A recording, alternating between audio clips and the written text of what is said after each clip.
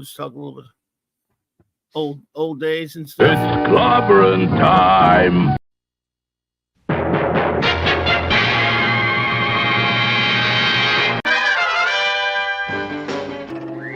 Atomic batteries to power. Turbines to speed. Roger. Ready to move out.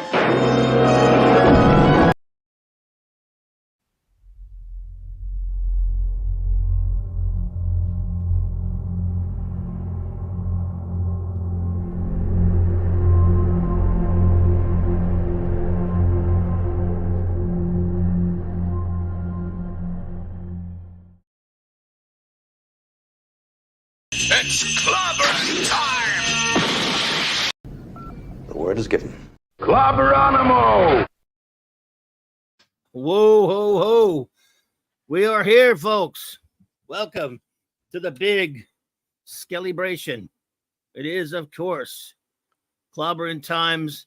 Well, depending on what number you like the best, let's see. We've got a lot of 15s for you, a lot of 5s for you. We should, and that's why we technically did start at 5, just 5 Eastern-ish. But anyway, it's almost 5:15. I should have waited till 5:15, yeah. I almost did. I was going to schedule it that way, but it would have seemed a little bit silly. No, I just actually forgot. Here we go, folks. Welcome to Clobberin Times issue number. Well, this is complicated now. 1,500 over the last 15 years. April was technically my 15th anniversary. And, oh boy, 500 episodes on YouTube. It's convoluted when you say it like that. What the hell? But so for some strange reason, as I often say, I don't know how I've gotten away with it. It's inexcusable on the part of the gods, but I've been allowed to do this much podcasting, as you call it, streaming, as we now call it. The sophisticates on YouTube call it streaming, I guess. Live streaming. And who knows? I might do a few more. I just might, like tonight, for example. So before we, I guess, let's see, let me do a couple of show notes real quick and we'll do some shout outs because tonight we'll be here. Well, actually, after this show, I'll probably go hang out with Tom and the gang on Midnight's Edge After Dark a little bit later tonight. I don't know. We'll see if I get done in time for that. But and I want to thank the great D. Bud Martin for joining me last night. We had a great time with him reviewing Iron Man comics and talking Iron Man and all other things comics. But let's see here. Tonight, I will have the great Demonic D with a C, who is with me now, and our wonderful First Officer Commander Aaron Briggs for our Clobby's Clubhouse, our Thursday night special show, of course, that we always do. So it's not special. It's every week. Why did I say special? I don't know. It's special because you're there. I feel special. No, because Raquel's there, of course. What is wrong with you? We'll have a Blake 7 episode review, of course. We've got Aftermath. Can't wait. We're starting season 3. Our Kolchak Night Stalker episode review. We're having a lot of fun reviewing that. And, of course, review of our Star Trek comic book review, Star Trek Unlimited number 4. And then, let's see, tomorrow on the great J-Man's channel, Sean and J-Man and myself continue our Fantastic Fridays reviewing Jack King Kirby's legendary run on the world's greatest comic magazine, Fantastic Four 1 through 102, annuals 1 through 6. That's 7 Eastern, 6 Central, and then my buddy 32 Flavors of Nick Weiser's channel with the Friday Night Comic Shop boys, D. Bud Martin joining us to review 4 more issues of John Romita's classic, amazing Spider-Man run 53 through 56, and then there's Saturday Night Star Trek. 4 more scintillating episodes of Star Trek, starting out season 7. Do not let my enthusiasm fool you. Oh, too late. I didn't have my enthusiasm with me. I forgot to turn it on. I mean, 4 more episodes of the great Star Trek. So what's this called again? Voyager? Something like that. Yeah.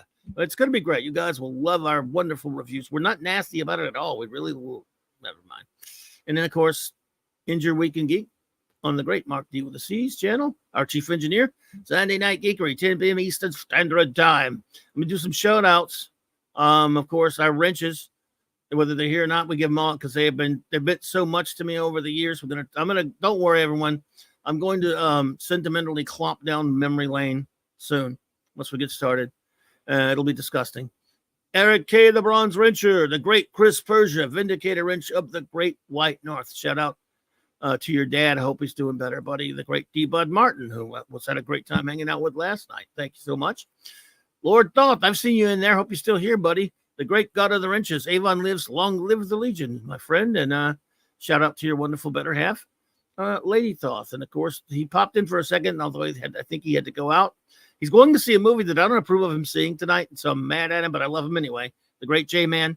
Fantastic Legionnaire Extraordinaire, my partner in crime on Earth B. And Max Redstone, Clobberin Time Zone Music Meister. And Fanty Outsidey. The great Rascally Wrench, Larry, our triple Bullwinkle Wrench, Maddie's daddy, Thorn Vegas, lifelong friend.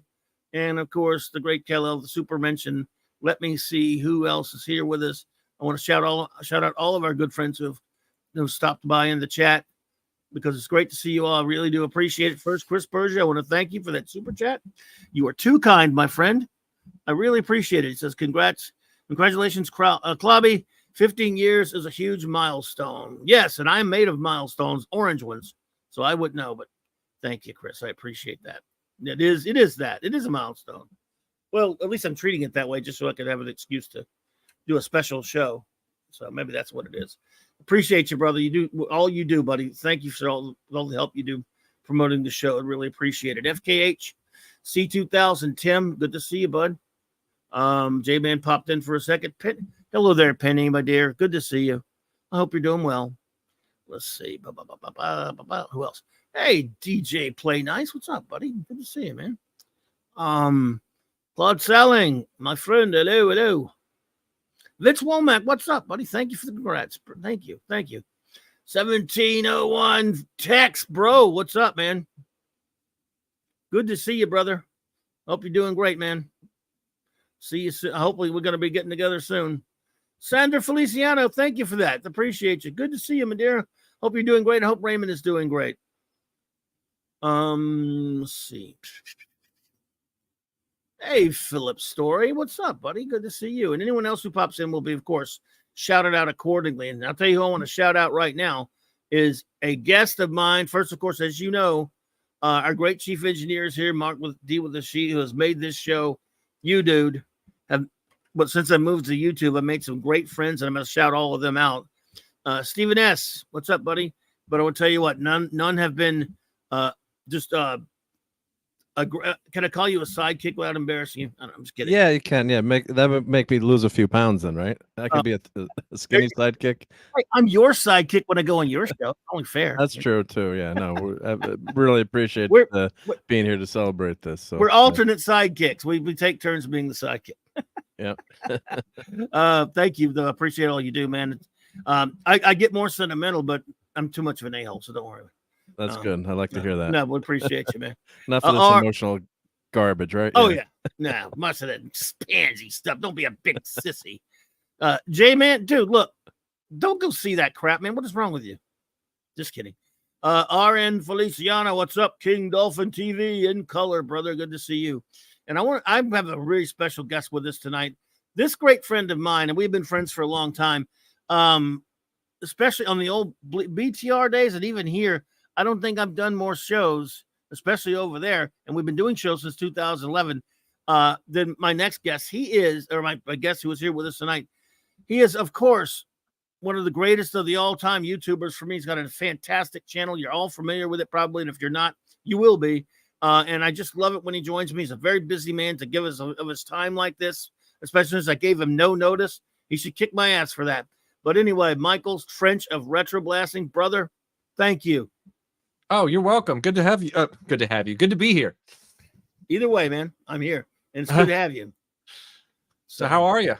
Oh, well, I'm fantastic. I've got all my best buddies are here, and some of them will show up later when they can. Like I say, it's a weird time I'm doing this, obviously, because I want the clubhouse is tonight, and the wild card was last night, and I didn't want to do this big. Everyone would have laughed at me if I'd done my 500 and 1500 on just a normal show. Everyone likes to make I wanted to do something at least special for it, if you know what I'm saying. Sure, absolutely. And it is a milestone indeed. But you and I, man, we've been doing shows, like I say, since 2011. I always like to try to find a good topic for us, and we've done so many. There's still plenty to do, probably. Also, there's probably some we did maybe way back when, but haven't done in so long. We should revisit, I hope. But you are very busy, so I don't bug you about it too much. Once in a while, I got to bug you, come and just have an excuse to get you to come hang out with me because I appreciate. Well, I'm still trying to get our next collaboration on retro blasting off the ground. I feel like an idiot not having lit the rocket on that one yet. So it's not for lack of trying. So. No, I got you, man. You're busy, dude. You got it takes you these elaborate videos, which are so great. I was telling people the other night, I forgot who I was talking to now, but we got on the subject of Indiana Jones. And I was talking about how, of course, back when in Banana Jones and the Dial of Dysentery puked all over screens back, I guess, last year or whatever. Yep. That atrocity, piece of filth. I was talking about that with someone, and I mentioned your video that you did, not only in a extraordinary breakdown and review of that film, but also a look at the whole deal, the whole Indiana Jones franchise.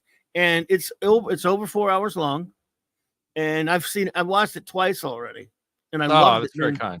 I mean, you know, because I love those movies, and no one knows those movies like you, and I love them. Well, the ones that are actually the Indiana Jones movies, of course, not that Dial drivel. And but I love them, and you just so perfectly. First of all, and a big chunk of it is just great info and a look at the great the actual Indiana Jones films themselves. You learn so much. And then I'm the first to admit I'm a sicko, I guess, but when I hate something as much as I hate Indiana Jones and the Dial of Dysentery, and someone savages the way you did, and you did, and it was beautiful. It makes me happy. I'm I'm petty that way, right? No, it's understandable. I have the same disease. It's like, for example, like when Mahler did his great video on the piece of crap Hack Snyder Justice League Snyder cut thing. I hate it's in this case it's half the length of the Snyder, but it's so entertaining the way he destroys it, and it was it's a lot of fun. It's therapeutic, I think. Yep. And that's the way yours is. Oh yeah, and I mean the thing is that like sometimes I don't know. Like I love Mahler. I love his stuff. And but sometimes when he did 6 hours on Multiverse of Madness, I was like 6. Oh yeah, well they did the EFAP. Yeah. Yeah. Well, this was like it was after the EFAP. Oh, it was a video where he cut the full video together. It was like 6 hours, and I was going like, Mahler. I was saying this to myself, obviously. I'm like, Mahler, I hate that movie as much as you do. I don't know if I can get through 6 hours of analysis of it. I really, and I got through about 3, and it's still sitting in my history. I need to go back and finish it. But but dude, that's 6. 4 is one thing, and 4 you chaptered it, by the way. Yep. You can watch that in pieces. You don't have to be there. I sat there the whole time. I think both times, but of course you could take breaks and different things. You got them chaptered beautifully, so you can do that, and that's only 4. Not say only 4. That's a lot, obviously. Yeah, but you can watch it over the course of time. I love how you have it chaptered. I don't know if Mahler does on that one or not, but nobody's going to sit there for 6 or even 4 nonstop for anything. That's guaranteed. That's guaranteed blood clots, like sitting there for 6 hours. Oh, I'm in trouble because I stream for 6 hours at a time. Well, you're also expression sucks. Yeah, you're seasoned. So yeah, I'm used to it. You're the producer, not the viewer. So you're ready. Here's the thing, dude. It could be, but here's the thing about that though. Like if your video was just interesting, and you go, "Oh, that's cool," I agree with that. It's one thing, but it's wildly entertaining. You make your reviews entertaining. Some people, again, so does Mahler. Like sometimes because it's, he has me laughing when he's talking about. I didn't see the one you're talking about, but hey, Adrian James, welcome, and that's 70s. What's up, buddy? 70s. All right, Brian, good to see you, brother. But see, it's one thing if it were just interesting. I go, hey, Michael, that was pretty cool, interesting what you did. But when you actually have me, you have me reacting the way I would react to a good Indiana Jones film, like when I'm watching Raiders or Temple of Doom or whatever. Yes, everyone, we love Temple of Doom. Sue us. Temple of Doom's effing great. I'll fight anyone. Oh, I will. Absolutely. I love it. That's one of my all-time favorite movie experiences, seeing that opening night as a young kid, But my point is, you had me reacting like I was watching an Indiana Jones film that I love, rather than me just going, yeah, you tell him, Michael, or that's pretty cool. It was more than that. You were making me cheer because you were saying things that were resonating with my heart about how filthy and foul and disgusting that movie is. It's Right. not just, look, Multitude of Madness is just a dumb, lousy movie. It's not, you never get it. I never, with that movie, I only saw it the one time. I don't want to watch it again. And just didn't hate it as much as most people, but I didn't really like it. Right. I didn't come on going, God, this guy's really got to have it in for Doctor Strange. They really hate the character or something. I didn't walk away thinking that. I just thought it was stupid. Yeah. The same for me. Like I don't think for a minute that Indy Raimi 5 is better than Doctor Strange 2. Yeah. No, I mean, yeah, Sam Raimi didn't hate the character, and but whereas these people now, I'm not saying Harrison Ford hates Indiana Jones, he's just an idiot, but clearly this thing was in the hands of people that hate him. Right. To hate the character and wanted to insult everybody. This movie's not a bad movie's one thing, an insult is another. Man of Steel, for example, by Zack Snyder. I mean, he told us way before the movie came out that he had no respect for Superman and he insulted Superman. So Man of Steel is bad because it's an insult to Superman and it's horrible bastardization of the character. Yeah. Even more so with Indiana Jones 5 Audience Nothing. So and the thing about the humor that's important for any video like that, which you brought up a second ago, is that you want to make a video that talks about all the problems but also entertains the viewer, especially if you're trying to put them in for a long form video. And so, like, I remember at one point I did the gag where I was insulting the character of Helena Shaw at one point, which I insult that character throughout the whole review. But there was one point where I was really going at the character in a bit of commentary. And I said they should have renamed this movie Helena Shaw and Her Condescending Bullshit. Right.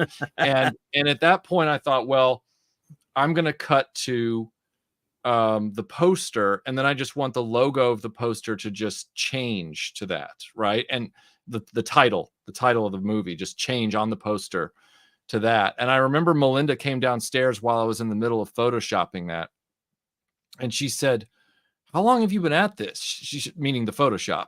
And I was like, I don't know, like probably an hour and a half. And she goes, you've got the font, you've got a general gradient of orange to yellow or whatever. She's like, just fill it out and be done with it. And I said, no, I will not. I said, I want to get the exact style of the letters exactly right, because when this switches over, what I want people to do is laugh their butts off. I don't want them to get nitpicky about, oh, he didn't get the lettering right. Like, I don't want them to be distracted by anything but the humor. And so, like, that's like one of those little moments where a lot went into just that little bit of lettering, but it was because you don't want the audience to it's like when they say in the movie theater, you don't want the audience to suddenly the illusion to break. You want them to stay in that mode, So sure, absolutely. Yeah, and didn't want it to look like Microsoft Paint or something like that for one shot. Philip Story, good to see you here. Philip says, Mr. French, if I didn't already have enough to love and appreciate for you, I will be eternally grateful that I'll never need to watch IG5.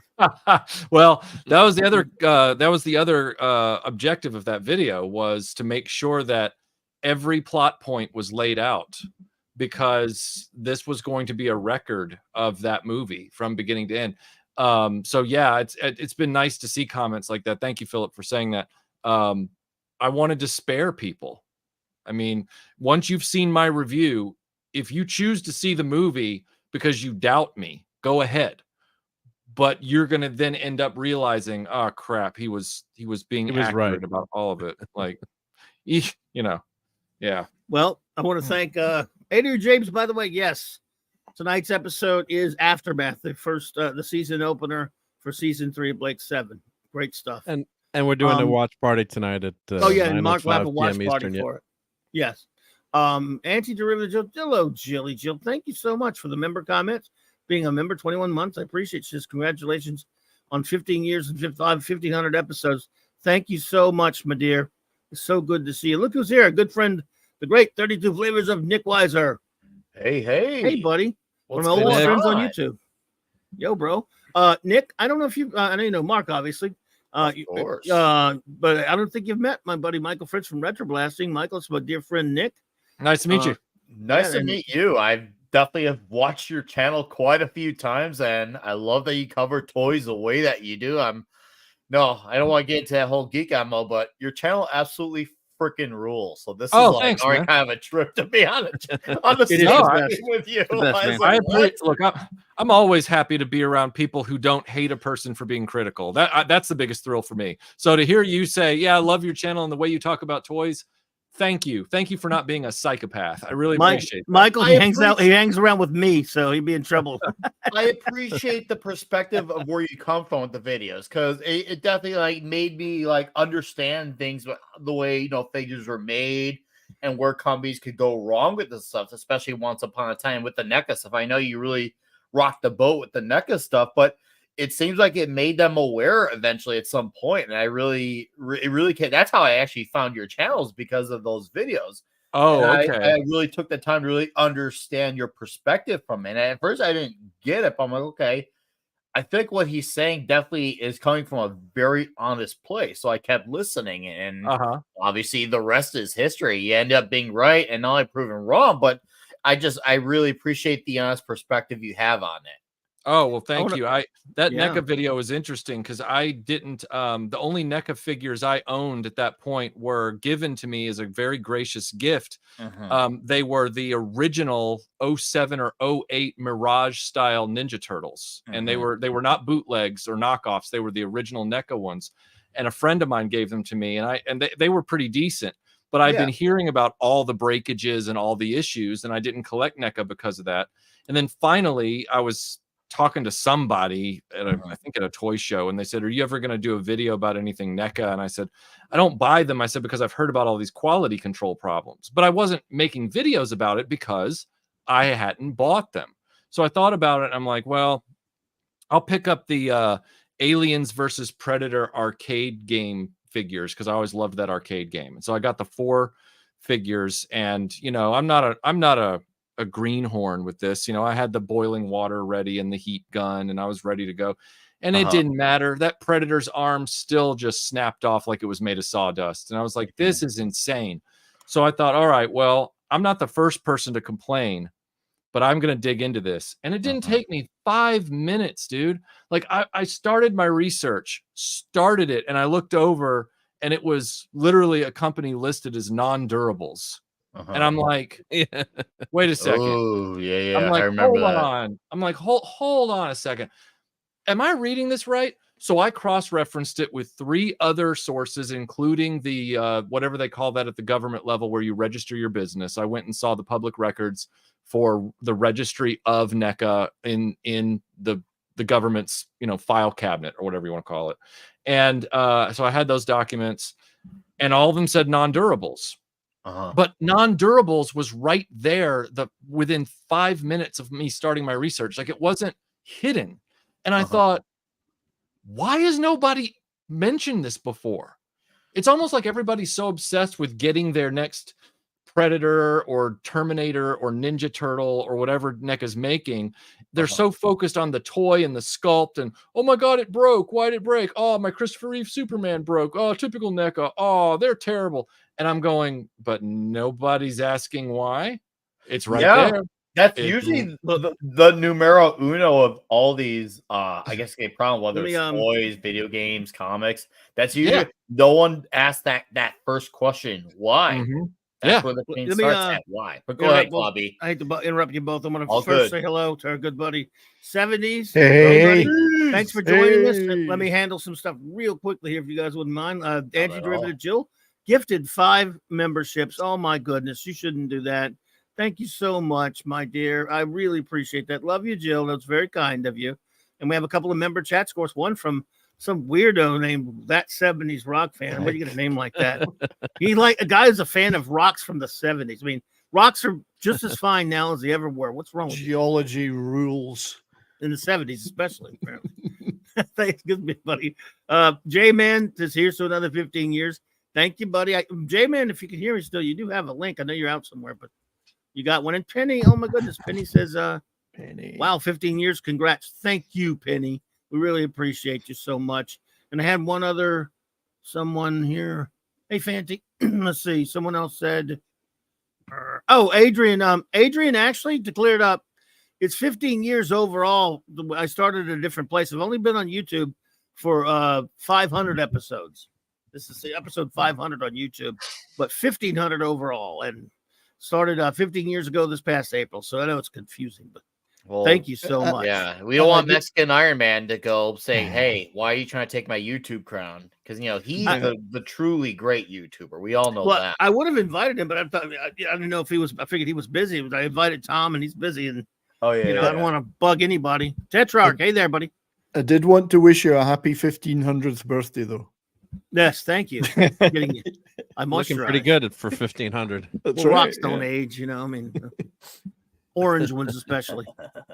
So hey, well done, mate. It's an incredible achievement. Man. Well done. Thank you for doing it, because you've provided so much companionship, fellowship, and entertainment for the rest of us. And I appreciate it, mate. Thank you, brother. And of course, remember, this is sort of like reminiscent of our old global Geek Gang days, right? Oh yeah.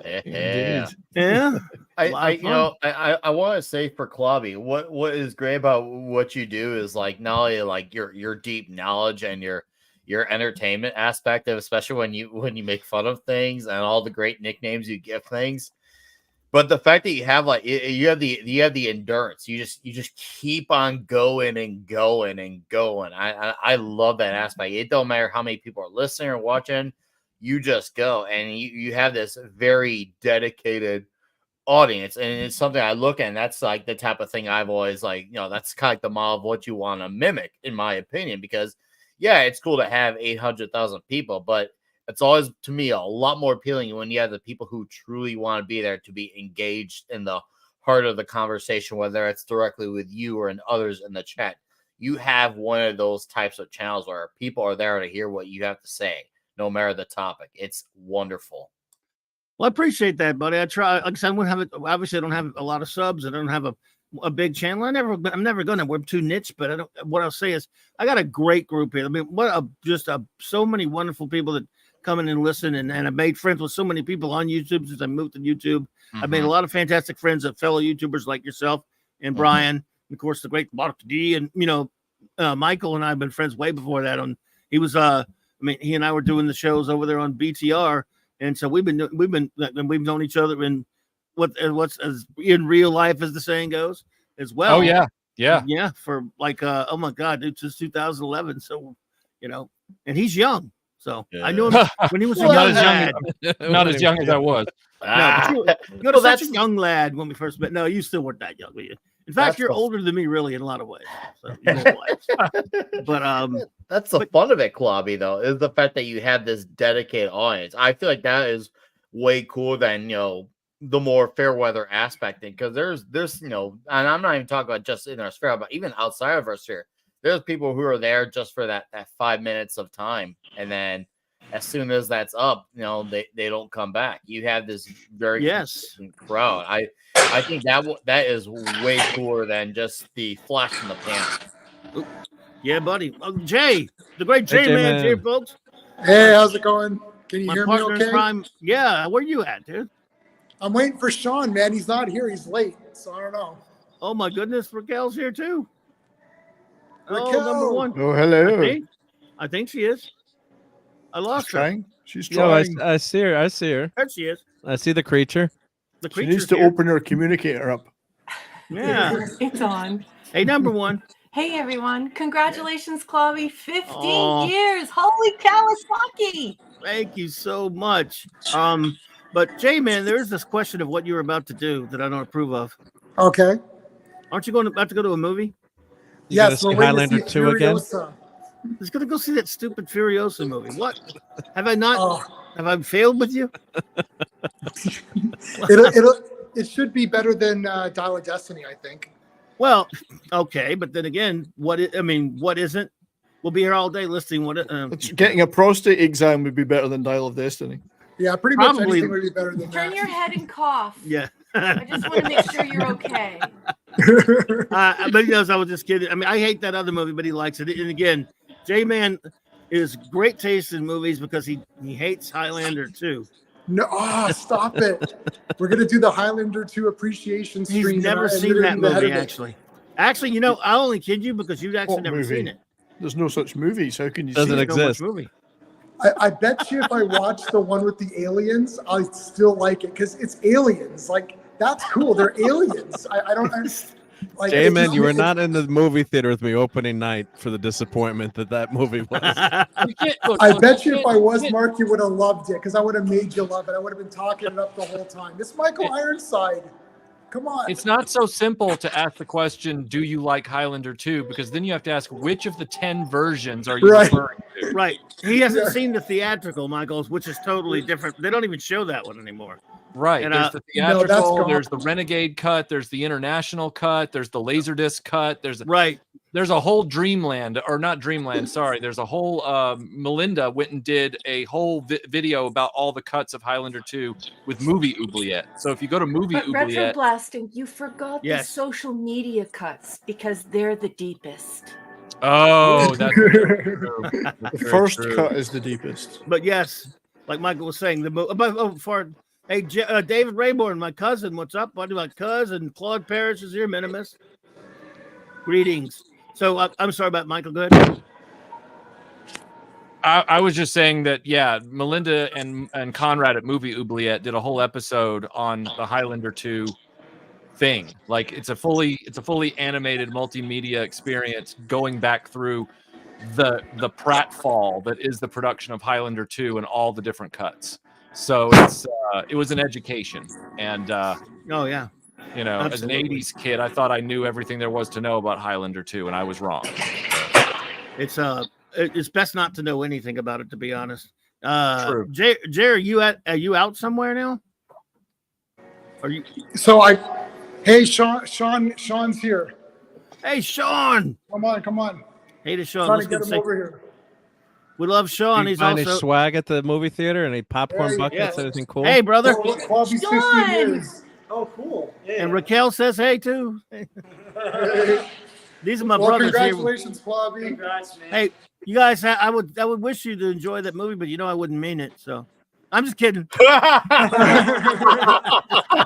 Well, I'm getting large popcorn with layered butter, so it's going to be good. Yeah, that's all that That's matters. Canadian butter, not that. You get the layered butter. We can't get the layered butter. Yeah, lucky bastard. Just hey, can't wait to see you tomorrow night, guys. Enjoy it. All right, love you guys, man. Take care, man. See you. Night, guys. Enjoy your popcorn.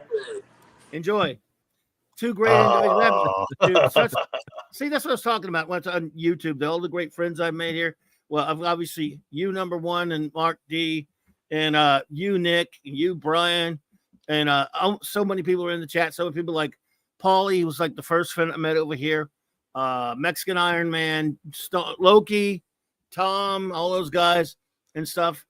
Just amazing, wonderful people.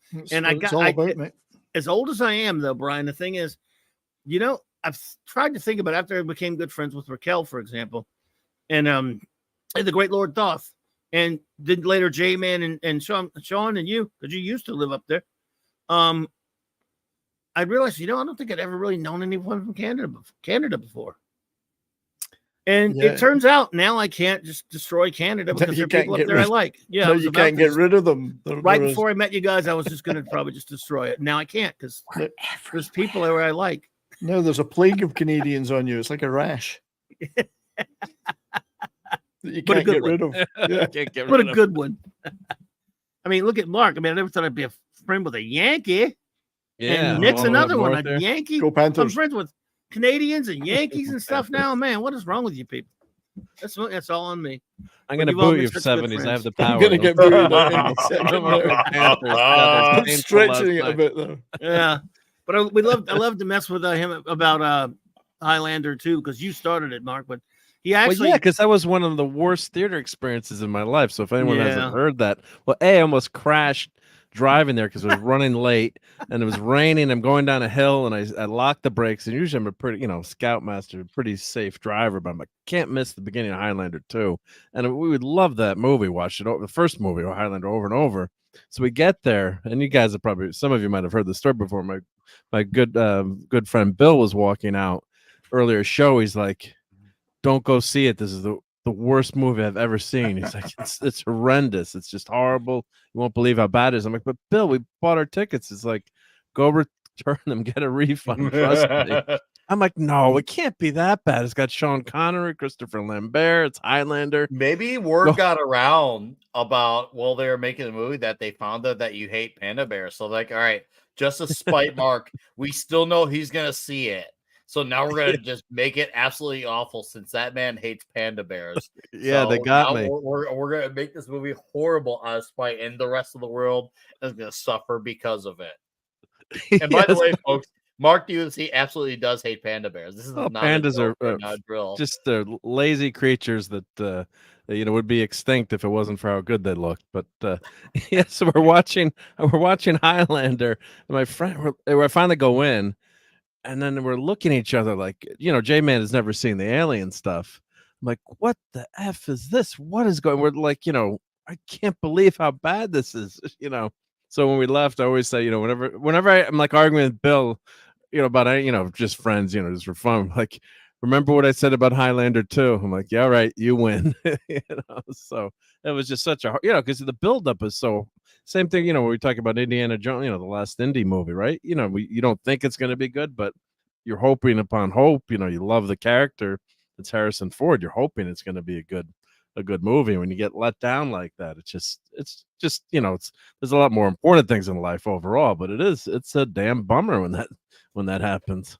I'm happy that it happened because you guys have lit up social media with some of the worst burns and some of the most delightful harassment in the history of Twitter and X. So I'm kind of glad it happened to you, Mark. Thank you. LT, if you're busy, man, if you're not too busy, let me know. You come say hi if you want to pop in, but I understand you. This is the time of day it is. So, yeah, but I tell you what, this does remind me of the old Global Geek Gang days. But I'm just so happy you're all here. I don't know what to say. I'm happy to be here, man. I mean, you and I see each other like 3-4 times a week. It's great. Yeah, it's a gift. Yes, sir. Given, man. At the minimum, sometimes it ends up being like 5. We'll just catch each other elsewhere. It's awesome. Yeah, a lot of fun, man. We've been doing this for a long time now. I can't believe it. The summer will be, 5 years. Jeez. Oh, yeah, 5, 4, 5, whatever. So I lost track.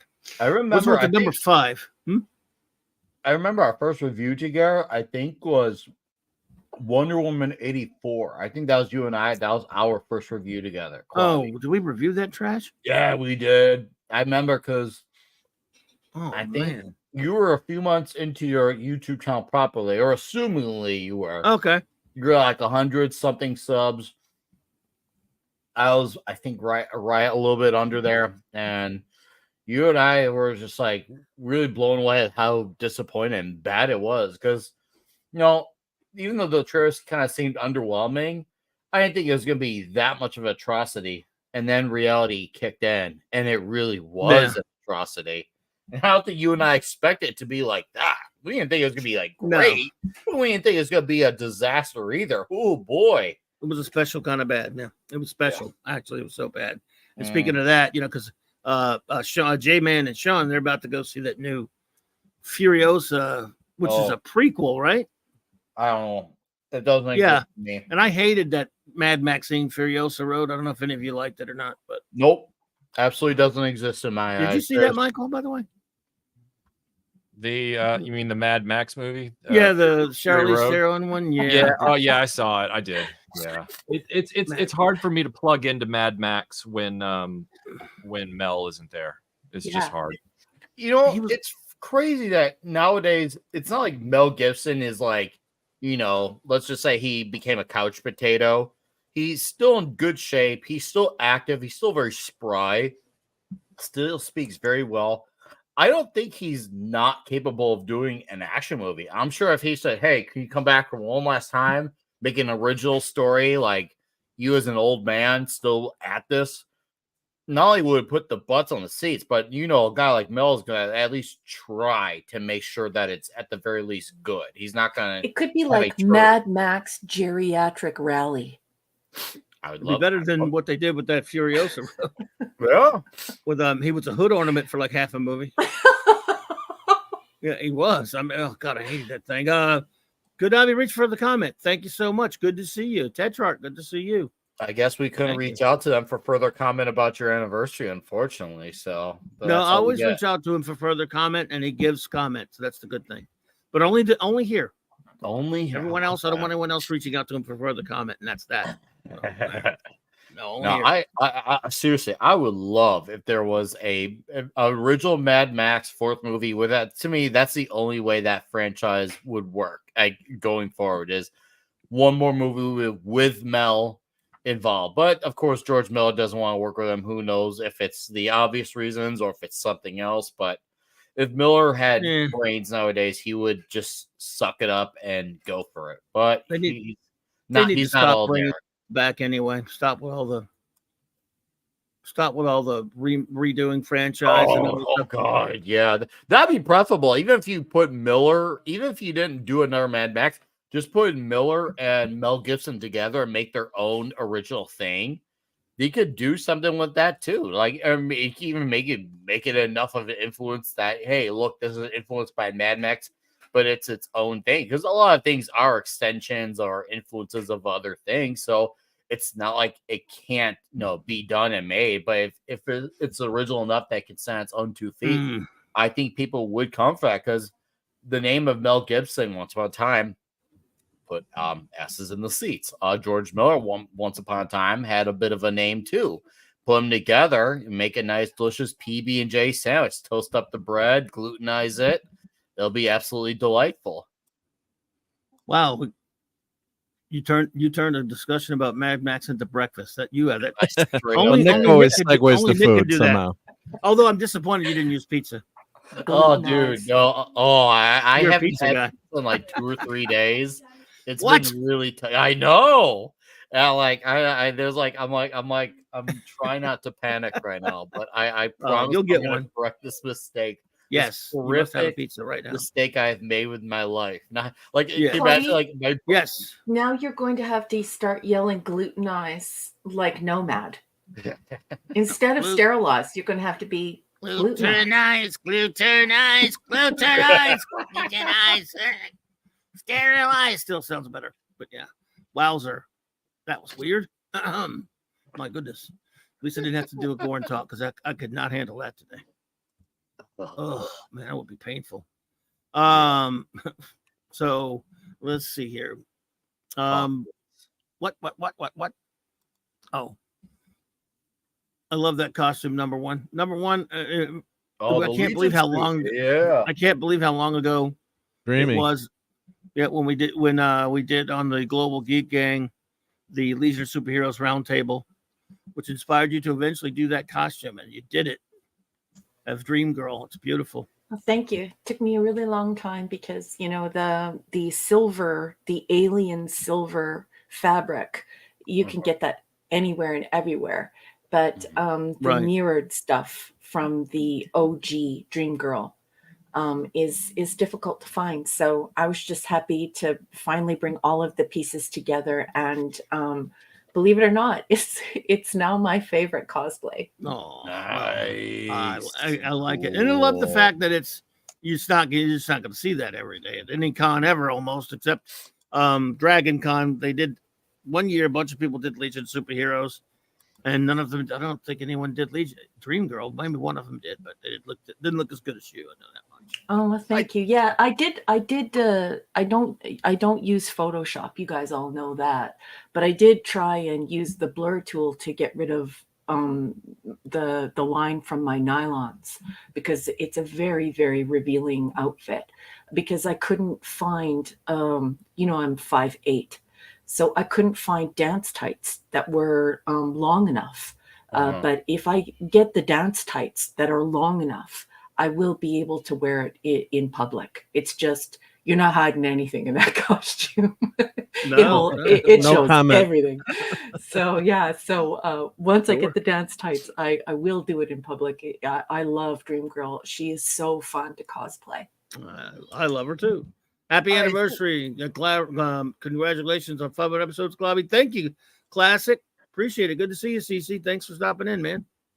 Thank you very much. Our good buddy Classic Comics. Go check out his channel. That's such a great name, Classic Comics. I like that. He is a classic. I'm gonna have to look at his channel. I know I've interacted with him briefly before. I gotta look at. I have a link in my description below, of course. Nice. For Classic's channel and many others. Because I made so many, like I said, made so many friends over since I've moved over here. I should have moved a lot. My son was on my ass to move over here a lot earlier than I did for years before I finally moved over here. And I guess I probably should have, because Blog Talk Radio was, boy, it was a primitive as can be. It was stone knives and bear skins. I like how you roped in Gilligan's Island just effortlessly. Oh well, I mean, who couldn't know? That was easy. And it was stone knives and bear skins. Little Spock. Yeah. Remember those days though, Michael? Blog Talk Radio, when it was like our own, like a little corner. No one really came over there. The Grenache Network. Well, that was later. Yeah. Oh, that's right. See, that was the last one. Yeah. As far as the provider, when you were doing the literal podcasting days, they kind of blend for me. I can't ever keep them apart. But yes, the very first Blog Talk Radio days where we spent our time discussing the real history of The Empire Strikes Back and talking about Gary Kurtz and talking about were you on Grenache when we finally had to confront Force Awakens, or was that still Blog Talk? That's by the time it was Grenache. Oh, Grenache was always Blog Talk Radio. But Grenache was when their name. They changed their name. No. That was when we had to make a network because they changed up. They jacked their prices crazy like that. And Yo, Batty's daddy, what's up, buddy? Hey, they jacked their prices up, and so Decker and a couple other people and I got together and we split up the cost so we could all network and use the same server thingy. So I would do a show or two a week, sometimes once, and he would do one or two, and right. So we just networked, but we didn't do the same stuff, but we would hang out. We didn't even do each other's show that much, but but I remember, Michael, we did that, and yes, it was Grenache by that time. And I remember the leading up to that stupid Force Awakens trash, which, at least people eventually saw it for the trash that it is. You and I knew it right away. We were all over it. Yeah. That was the man building up to that. There were people mad at us, boy. Oh, yeah.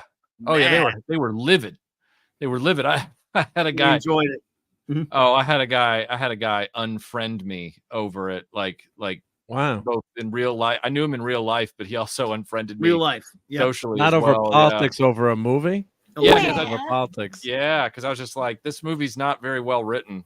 Oh, look at this. You would have. Oh, wow. Text with the link to it, man. I'm afraid to even listen to those texts. Text. Thanks, Tex. It's number 613 of Clobberin Time when it was time. 613 Retro Blasting Special. The Empire Strikes Back. Thanks, man. Awesome. Oh, and that's the revisited episode, because right after we met, you had me on to just talk about the behind the scenes of Gary Kurtz and George Lucas's falling out and all that kind of stuff, because Gary Kurtz was at the Dragon Con where we met. So we had we had two different Empire Strikes Back episodes. That's so right. Revisited one, was about Adiwan finishing his fan edit. Yeah. Yes. Yeah. Okay. Oh, wow. Yeah. Adiwan did Star Wars Revisited, thanks to you. Mm-hmm. And I love that. I love that version. I was talking about Clobberin. I'm like, I'm watching this version of Star Wars. It's awesome. He's like, you know why that exists? He told me about all your involvement because with of Michael. Yeah, it happened. Oh yeah, and that was fun to work on that, especially when you were a poor newspaper reporter and you just thought, well, I'm never going to be rich, so I might as well throw my money at a version of Star Wars that I'll be able to stomach. And then and then he started working on Empire, and I was very helpful with it at first, and there was no falling out. It was just the project just kept dragging on and on and on and on, and I didn't know where it was, and I lost touch with it with the job I was at the time, and now I don't know where they are. I know he's wanting to go back and do Star Wars Revisited again now in HD 4K or something, because the source material's gotten better, and I keep wondering, well, if he does that, will I disappear from the Indy Yavin ceremony because I'm in it in Star Wars Revisited? Well, I hope not. They can't take you out of that. Hey, Max, and oh my goodness, Just Joe. I'm so glad you're here, buddy. Just Joe 47, of course. Jobber 120 from the old days. He's one of our buddies that was there at Blog Talk Radio all those years. And I wish I could have got Flash to come on today, but he's a busy man and stuff like that. But I'll try to get him later.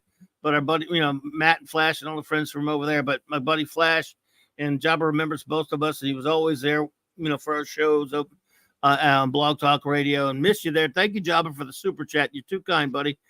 He says, congratulations, Clobberin, from the old Blog Talk days. Alternative Factor, Spock's Brainless, and The Children Shall Bleed are the best Trek episodes ever. He remembers that time we did our worst episodes. Yeah. And Alternative Factor is, it might be, I don't know. In fact, I finally chose And The Children Shall Bleed as the worst, but it's close. All those are close, buddy. Yeah. Alternative Factor gave us one of the greatest Saturday Night Star Treks of all time, with Toxic Man Flu being there and all the laughs and jokes. Oh God, and Lazarus falling off of stuff. that was a priceless episode. Hey, Doggy. Yes. Doggies even really hate that episode, apparently. Sorry, everyone. That's all right. But I think I gotta still go with And the Children Shall Lead. I mean, Melvin Belli and the Friendly Angel, we will. It's embarrassing. It's more embarrassing than Spock's brain, and that's embarrassing. I mean, let's just be honest. So they're all horrible. Look, it's real Trek, but it had its shitbag episodes. What are you gonna do? Everything has bad in it. Yeah, even I mean, even Star Trek we love. I mean, had bad stuff. I mean, of course, I've been reading on Twitter, or I'm supposed to say X now. All these people complaining Just that people say what like you feel. The new garbage Trek, like well, Fake hey, Trek, if you like in other it, words. that's fine. But they're mad that so many people don't like it. I mean, well, to boo hoo. know. How many of them were watching The Real Deal all these years? And it's just like there are actually still some people defending fake Doctor Who, and that Doctor Who's been dead since, really 10 years. Most, and I'm going to say most because I can't literally prove that it's all, but we'll say most just because there's definitely a lot more truth to that than all. Most aren't really like it because there's a genuine enjoyment. They like it out of spite or because they want to be a part of the conversation per se. They say, well, that's a show that people are talking about, so they gotta get in there and be that flash in the pan, Johnny Come Lately fan for the moment. But as soon as it's no longer the topic of conversation, they will shift. That's what they do. It's a very undedicated, very flaky type of audience. I think you can look no further, even though it's Marvel, but it's very relevant. Look at the She-Hulk show. Obviously, many people reviled it, but there's a few people who are being contrarians. And as soon as it ended, you never heard a word about it. Not just neither negative, but not even positive. I'm like, okay, well, if you truly liked it, where you talk about the rewatches, some people did. Look at you never heard a word about it. They did. That was a very minuscule amount. Let's just say if there was people, hey, I strangely respect it, even though I greatly disagree on the thought of the show. But at least I could say, okay, there's genuine love there. But you didn't hear about it. There's no doubt to what you're saying, because a lot of people have, tried to parlay the water cooler talk into like a side hustle on YouTube. Yeah. And there are many people who are pretending to be geeks and nerds. Really, they're just hipsters who are trying to cash in with our cultural currency. And so if they can jump on what we're talking about, they can maximize on it and they can make money off of it. So there's no doubt in what you're saying, Nick, that is definitely a part of YouTube, and it's definitely a part of social media. Just like 10 years ago, imagine calling someone a geek or a nerd. Somebody would be so insulted. And now they're all geeks. They're all nerds. I'm just going to use the term that we used for metal. They are posers. They are people who are trying to pretend to be something that they're not. They're there because it's the mainstream thing. It's in. Once it's out, they will ship. That's what they do. I mean, a lot of people already have, because Nowadays, a lot of those people, the fair weathers, some of them are pretending now to like football because a certain pop singer is involved. And when that singer leaves, is no longer affiliated with that organization, they're going to hop ship. It's just what they do. And you know what? That's fine to me. Posers come and go. The real ones are here to stay. We are there before them. We'll be there after them. That's why I don't cover every single franchise on my channel. Like if I can at least speak about it moderately, then I'll talk about it. But I don't need to be a part of every single conversation. I definitely do. What about Shogun? Are you talking about Shogun? I haven't watched it yet. Oh my God, it's so good, Nick. Great. I'm sure it is. I'm sure if I watch it, I could speak about it confidently. But I just have not gotten around to it. And I should. I hear it's good, and I've seen previews for it. It looks really good. It intrigues me, and I'm like, I want to watch that. So I will. I haven't yet, but I will. And Outer Range blows goats. Whoa. That show took a weird turn that wasn't good. I don't think. What's Outer Range? Started out promising, then turned into fecal finger painting. Yeah, I agree entirely, Michael. What's Outer Range for those who haven't? Well, first let me thank Max Redstone for the super chat. Max, thank you, buddy. He said one day Clobby will admit his love for Superman 4. Superman 2. 4, Superman 2. You got it backwards. I got confused because you put a 4 there. Superman 2. I think I don't want you holding your breath because I like having you around. So your agonizer, please. The search for peas. Yeah, you never know. Your agonizer, please. Yeah, Max, you get right on that. We'll see what happens. We'll skin that smoke wagon and see what happens. The statement of "May the Force be with you," which on a time that had substance. That statement. I actually feel like that statement needs meaning now for you because you're gonna need it while you wait for that to happen. Because at least he didn't say "May the 4th be with you," so it'll be better. Oh God, no! The Star Wars Day is May 25th. It's not even up for shin kicks. Not that there needs to be a Star Wars Day. I'm just saying if it was. There doesn't need to be. But if I'm going to go with one for the sake of conversation, it's May 25th. Well, 1977. Yes, sir. It only needs to be a pizza day and a donut day. All the other days, forget. No one ever tells me when it's pizza day or donut day. I know. I don't even care if those. That's every day for Nick. I mean, those are every day for me. Like that. Like for me, that's just like a way of living and breathing. Like.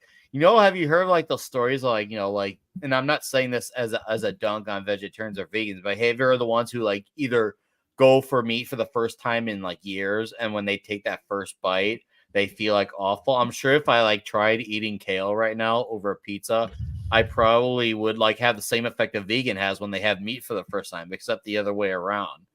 I'd be like, oh, it's poison. And then my skin would probably change colors. I'd probably turn into like a lizard or something. Yeah, that's why I need pizza. Pizza it's not about what pizza could do for me, but what I could do for pizza. And I do quite a lot for pizza since the love is mutual. Love you, man. Yeah, well, that's the next person who foods is going to be in trouble. The next person who food is going to invite a dumbass. Double dumbass on you. I'm just saying. I remember I was at a metal fest, I think back in 2013, and everyone was like drunk in the room at like 11 p.m. at night. Hey, Dad, man. Hey. Oh, go ahead. Hey, Dad, man. I didn't say no, he was here. Good to see you, Dad, man. Hey, buddy. Sorry, go ahead, Mark.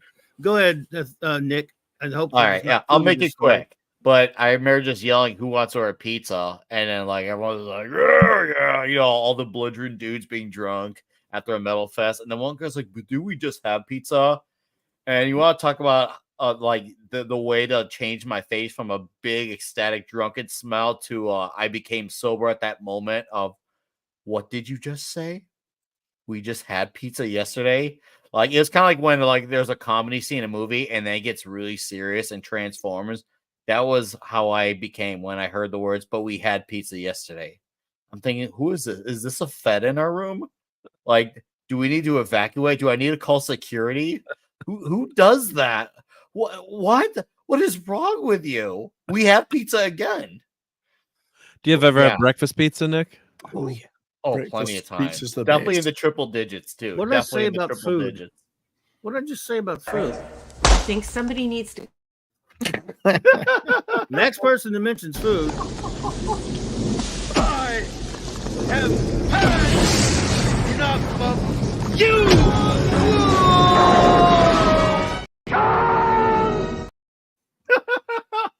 Haggis. That's all I say. Haggis. Oh my God, Mark! What are you doing? Mark. Get those nerds! Nerds! What? Can it Corey Apple? Oh, it can Corey Apple. Everything that guy just said is bullshit. Mark is drunk on power. He does this with Mike Cox at Tuesday. I just let him go, and that wasn't he's Mark. A maniac. That was I don't want I don't think it was Mark. I'm really insulted. Well, yeah. Because it's in my contract to get blamed for everything. Oh, so. that's true. Yeah, it's in his contract. Just blaming me. Can I just say right now that the Paul Foster bitch slap from Straker, like the Straker bitch slap, is the supreme bitch slap of all bitch slaps. Got the most satisfying thwack, doesn't it? For those who don't know, for some reason Raquel hates. Please don't tell us why, because it's too. Hates Paul Foster. What? You hate Paul Foster? I do hate Paul Foster because he isn't loyal. See, I knew you were going to tell us why. That's fair. You see what happened, Clever Tom? He's not loyal. Oh, but he's cool. No, he's not cool because he's not loyal. If you have a friend, you should be loyal. Yeah, but it's a 70s science fiction show. You can be disloyal and still be It doesn't matter. If you have a friend, so cool. You should be loyal. You should stand by your friend. You should never sabotage your friend, and you should never compete with your friend. But if I was bitch slapped like that, I wouldn't be loyal either. That was after the fact. It was after the fact, though. But yeah, I'm just saying that on that show, it's so cool. You can still be cool after if you're disloyal. Just because it's so no show. No, it's you love that show. It is perfection, which is why you got to hate on Paul and let the hate begin. Let's put him in the agony booth on Set It and Forget It. Let's run him over with the Clobberin. That's so mean. Well, you've just been you just been voted out as the president of the Paul Foster fan club. I hate to announce that to you, Raquel. Oh, and you were the only member. Yeah. Oh well. True. Oh dear, I love your reaction. I could not get enough of you on Paul Foster. It's insane. I love it. He's a douchebag. Show us on the doll where Paul Foster hurt you. That one. He's a total douchebag. Straker saved his life. Straker loved that guy. Even when he lost his mind, he was willing to put his life at risk to prove that deep down that he was friends with Paul. And that's how Paul repays him, by saying that he was going to take over Shadow. He was going to take over UFO. He told Straker that he was incompetent. Get out of here, Paul Foster. Get out of here. Take your shadow and be honest. Go. Leave. I guess I owe you one more then. Oh man. Well, maybe Ed Bishop agreed with you. He liked filming that scene. I don't know. Oh, I bet you Ed enjoyed it. Yes, he did. Well, the actor Michael Billingsley. I mean, not Michael Billingsley. Michael. It was Billings, I think. No, that's our favorite character from Voyager. Oh no, that's no. The actor's name was Billings. Surnames. It's true. It was Michael. Anyway, he was a very nice fellow, lovely fellow. He did a good job of the role and stuff. He was pretty cool, and he got killed by James Bond, whereas Ed Bishop only got talked to by James Bond in 2 different movies. So yeah, I'm just saying. It's Billington. Billington. Yes, Okay, Billington. Okay. Yeah. Okay. There we go. Yeah, and he was good. I mean, he was a dog, like a full-on dog. Yeah. He was. Yeah. Well, it was 1970. Well, the show was 1970. He's a dog. Hey, we have another friend popping in here. The great Stu Loki. What's up, brother? Congratulations, Clobby. Thank you. Sorry. Sorry, I am tardy. I was making a My homemade fault. pizza in my home. Oh, Someone had to forget bring Not supposed pizza to back. mention food. You can be Now, as late as you speaking of- want when you're making pizza. You actually made a pizza. That's different. You guys just talked about it. Well, I got one of those Oni pizza ovens as a wedding gift. So Nice. Good to yeah. see you there, bro. Good to see you too. Blunt Plunts reviews. Hey, buddy. 50 months membership. Says congrats on 500 clubs. You the man. Nah, I'm not good enough to be the man, but you are. You are.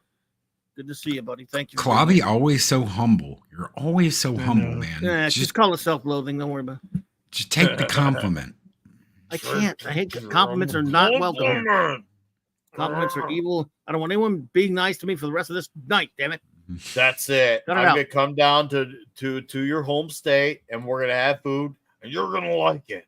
You're gonna like the condiments. I've been trying to convince Michael to be not nice to me, but he won't do it. No one cooperates. Michael, damn, tell him to be mean to me, and they know I'm just used to it.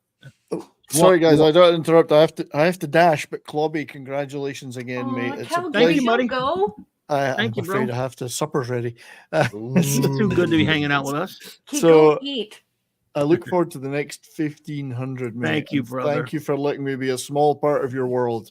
Thank you, man. Good to see you. You've been a good Take care, pal. We'll see you everybody. later over there. Night, Calgary. Cheers. Good night, buddy. Later. Oh my goodness. Yeah. Yeah. So what's up? I'm here with my best buddies, so my best YouTube buddies. Some of them couldn't make it, we know, but man, and by the way, let's see, Michael, I'm trying to think of what could be. We were talking earlier about topics that we did long ago. I think we should resurrect some of them. Yeah, I mean, we tried to keep up with the Marvel movies, but then they just started getting twice. way too. They started pumping them out like cornflakes, and we couldn't keep up with our list anymore. What I would like to do, you know, the one I enjoyed that we did so long ago, you might not even remember it. We did so many back then. Favorite movies of the 80s. Because those are the greatest movies. I mean, let's just. We had to make a top 25, remember?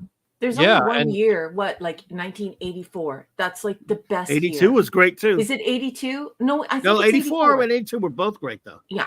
There are a lot of great years. I'm telling you, 25 was tough to it was I don't know if you did, Michael, but I had a tough time dwindling it down to 25.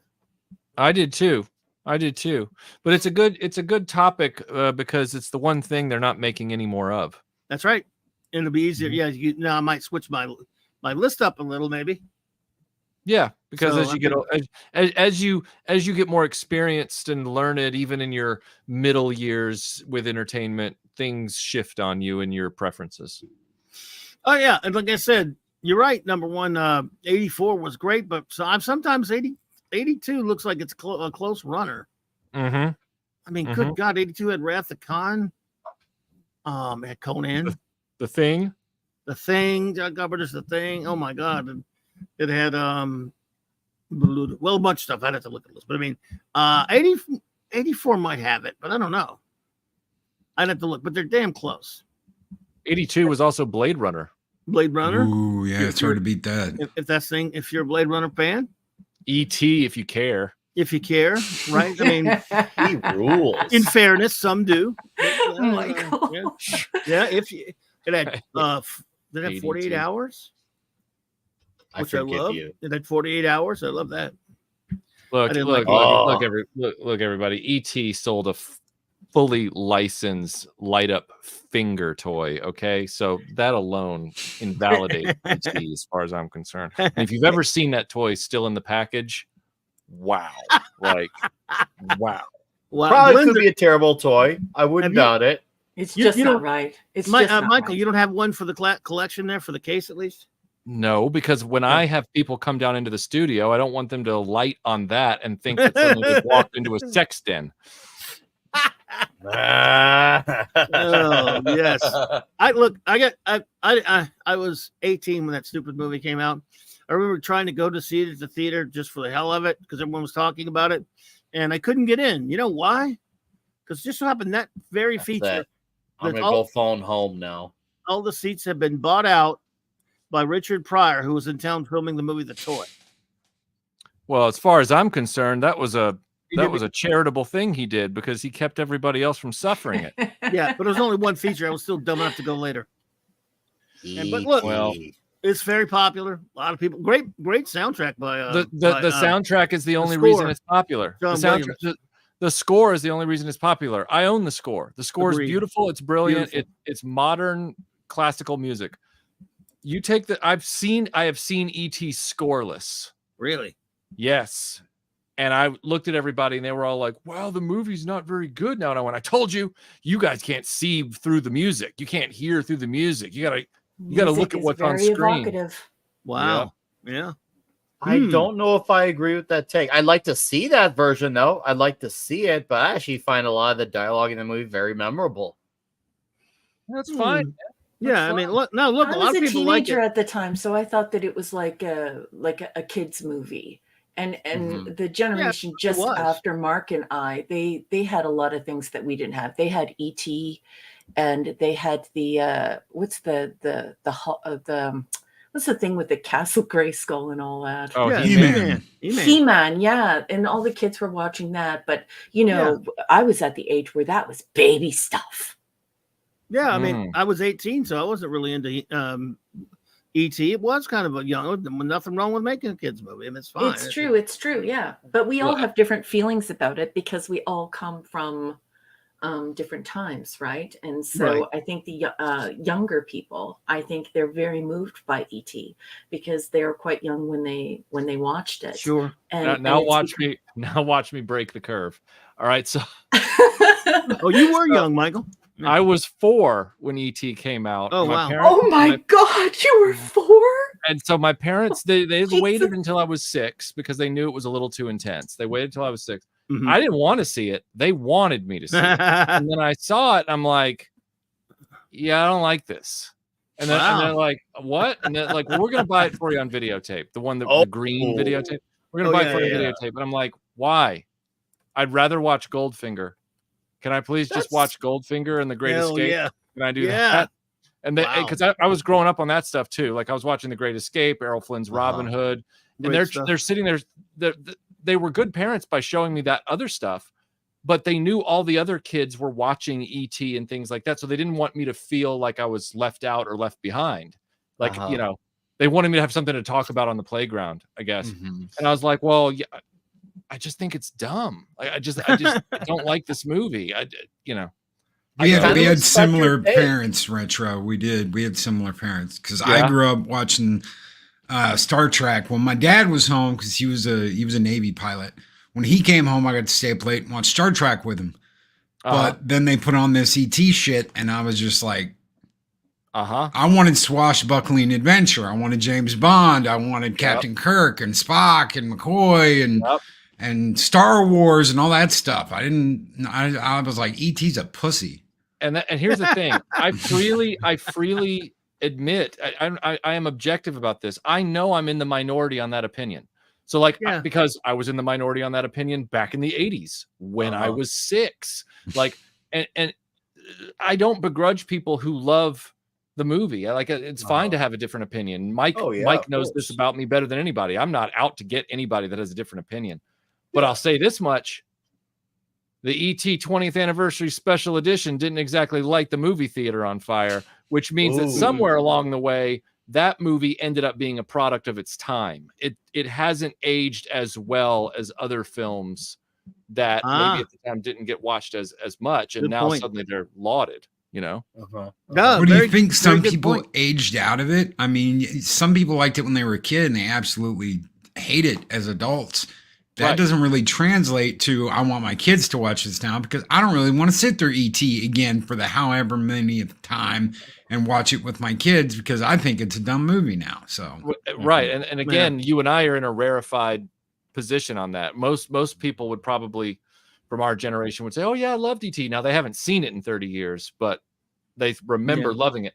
So yeah, I mean, it runs the gamut on how people are going to react to it. But I do know that that 20th anniversary special edition was not a great success at the movie theater. It didn't rocket back up to #1 at the box office like Star Wars did. I'll put it that way. Well, Star Wars is, you're talking about one of the biggest movies of all time. Yeah, but E.T. beat Star Wars in 1982 as the top box office earner and maintained that position until Titanic. But it isn't universally loved, like you're saying. Yeah, Michael. it's so even true. then. Because I have a daughter in her 30s, Mhm. and she never went anywhere near ET because it's exactly like Loki said.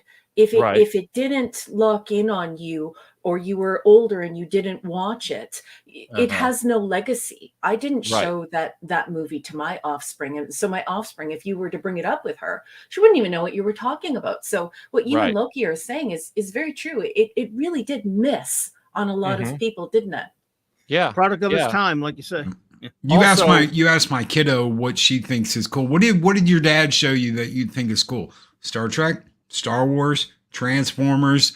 I mean, Thundercats. She absolutely loves Thundercats, and you would think, oh, that's not in her generation wheelhouse at all. I sat them down and had them watch it, and they loved it. Batman the animated series. There's a ton of stuff they love. I never showed them E.T. She probably doesn't even know what E.T. is. Yeah, It's so true. Well. It's so true. It didn't Also, age well. Raquel, I just got a detour here very briefly and just ask. So, Yes, sir. You have a daughter in her 30s. Yes, I do. So, how sharp is that katana, and how many immortals have you killed? I just, I'd like to say that it's like something that I do, like, have a glass of wine before bed and all that crap that women talk about, or the Botox they take. None of that stuff. It all just comes down to my mother. My mother didn't have a wrinkle until she was, I don't know, like 60. So it's just Irish genes, man. It's just Irish genes. Nice. And when I was younger, it actually worked against me, because I would go out places with my daughter, and people would be like, "Is that your sister?" And so in many ways, it was very embarrassing, especially when I had to tell them how old I was. It just made me feel, it was a terrible feeling. But thank you for the compliment. I'm liking it now. I'm not trying to give you Mike will tell you, I don't do idle flattery. I do the raised eyebrow, what the hell's going on here kind of thing. And and I appreciate how well rehearsed your story is to avoid admitting that you've taken heads. I really appreciate that. I love you, Michael. Thank you so much. Wow. Anybody see that? Oh man. What? Does everything ever made have to be remade? Can we have something that's not going to ever be remade, or have a sequel? Remakes do need to end. Look, did you see the trailer for Beverly Hills Cop 4? Oh yeah, I saw it today. I mean, I'm not saying, who knows, it might actually be okay, but it's just the fact that really necessary. Yeah, well, we don't need it. I'll credit if it's good, but we still don't need it, even if it's not good. Needed. Yeah, we don't need it. What's that movie Taki Watutu is working on now? Is it Time Bandits? They're remaking Time Bandits. God. Right? Like, what? I saw the production photo of it. Somebody posted it on social media. I don't remember what portal it was on. Our lives are now just dominated by that spider web. And I said, wait a second. I'm like, where are the little people? And I meant that seriously. I was like, where are the little people actors? And they're like, no way. Yeah, we don't know. Like, this is some Taika Waititi thing. And I went, yeah, I get that. So it's already going to be a faceplant disaster. I'm like, but where are the little people? Because I said in my Indiana Jones 5 review, and I've said it in other videos, that the corporate posturing for representation and stuff is never authentic. It's always just a way to score some points, whereas real opportunities for diversity and representation are never taken. So as an example, I said years ago, I was like, why did they not put the character of Lonzo Wilkinson, Stalker, in the G.I. Joe movies, because he was a main character that was on the cover of issue number 1, and he was on the final cover of the comic as well. He was through the whole thing, but they didn't put him in any of the movies. And I'm like, that doesn't make any sense. And now in this case, it's like, wait a second. You took Willow and you only had Warwick Davis in it, really. That would have been an opportunity to bring a lot of those actors, and or at least that group of people, those villagers, back with a stronger role. And now with Time Bandits, which is a literal 1-to-1 comparison that's so embarrassing, I wouldn't be able to show my face if I were those people, because it's like you what does Kirk say in Wrath of Khan? Like a poor marksman, you keep missing the target. Yes. Like it's like we would like to see the legacy of this movie. If you're gonna remake it, which you don't need to. If you're gonna remake it, this is an opportunity to do some honor to little people performers, and you blew it. Like it's so funny because 5 years ago we were all talking, 5, 6, 7 years ago we were all talking, using words like reboot, remake, reimagining, and really what it is it's reformation. Every single time they touch anything, there has to be this reformation to it. It has to have some type of alteration, and it really isn't a reboot. It isn't a remake, and it isn't a reimagining. It's a way of admonishing the original material, and there's no escaping it now. It's like the words we were using 5, 7 years ago aren't even relevant anymore. It's always just reformation. That's what we're getting. We're going to get a reformation. You ready? Saddle up, lock and load. Well, since you said saddle up and lock and load, take the Enterprise, for example. You've got the original Enterprise, original series. Everyone on here knows what it looks like. They know what the captain's quarters look like. They know what the bridge look like. You don't even have to get into the story details. Just look at the new one. Pike's quarters is bigger than the bridge of Kirk's ship. That is not the same ship. That is some alternate ship in some alternate timeline. It is not the same ship. Yep. They think they are fixing things and making it better. Go back and look at Deep Space Nine, Trials and Tribulations. Go back and look at what was the one where Scotty was on there. Scotty showed up in TNG. Relic. Go and look at Relic. Yep. Do you know how much little touches they did to make everything look authentic? So they honored the original series. They don't care about that at all anymore. They are embarrassed by the original series. They are embarrassed by those movies. They're embarrassed by what came before it. So they have to change it. And they have to make it updated for modern day audiences. But it's that embarrassment. There is no honoring the past anymore. Yeah, and it's a fake embarrassment. I don't mean fake in the sense that they are truly embarrassed. But they still want the money and cachet the name brings. They don't have the bravery to go out and make something new.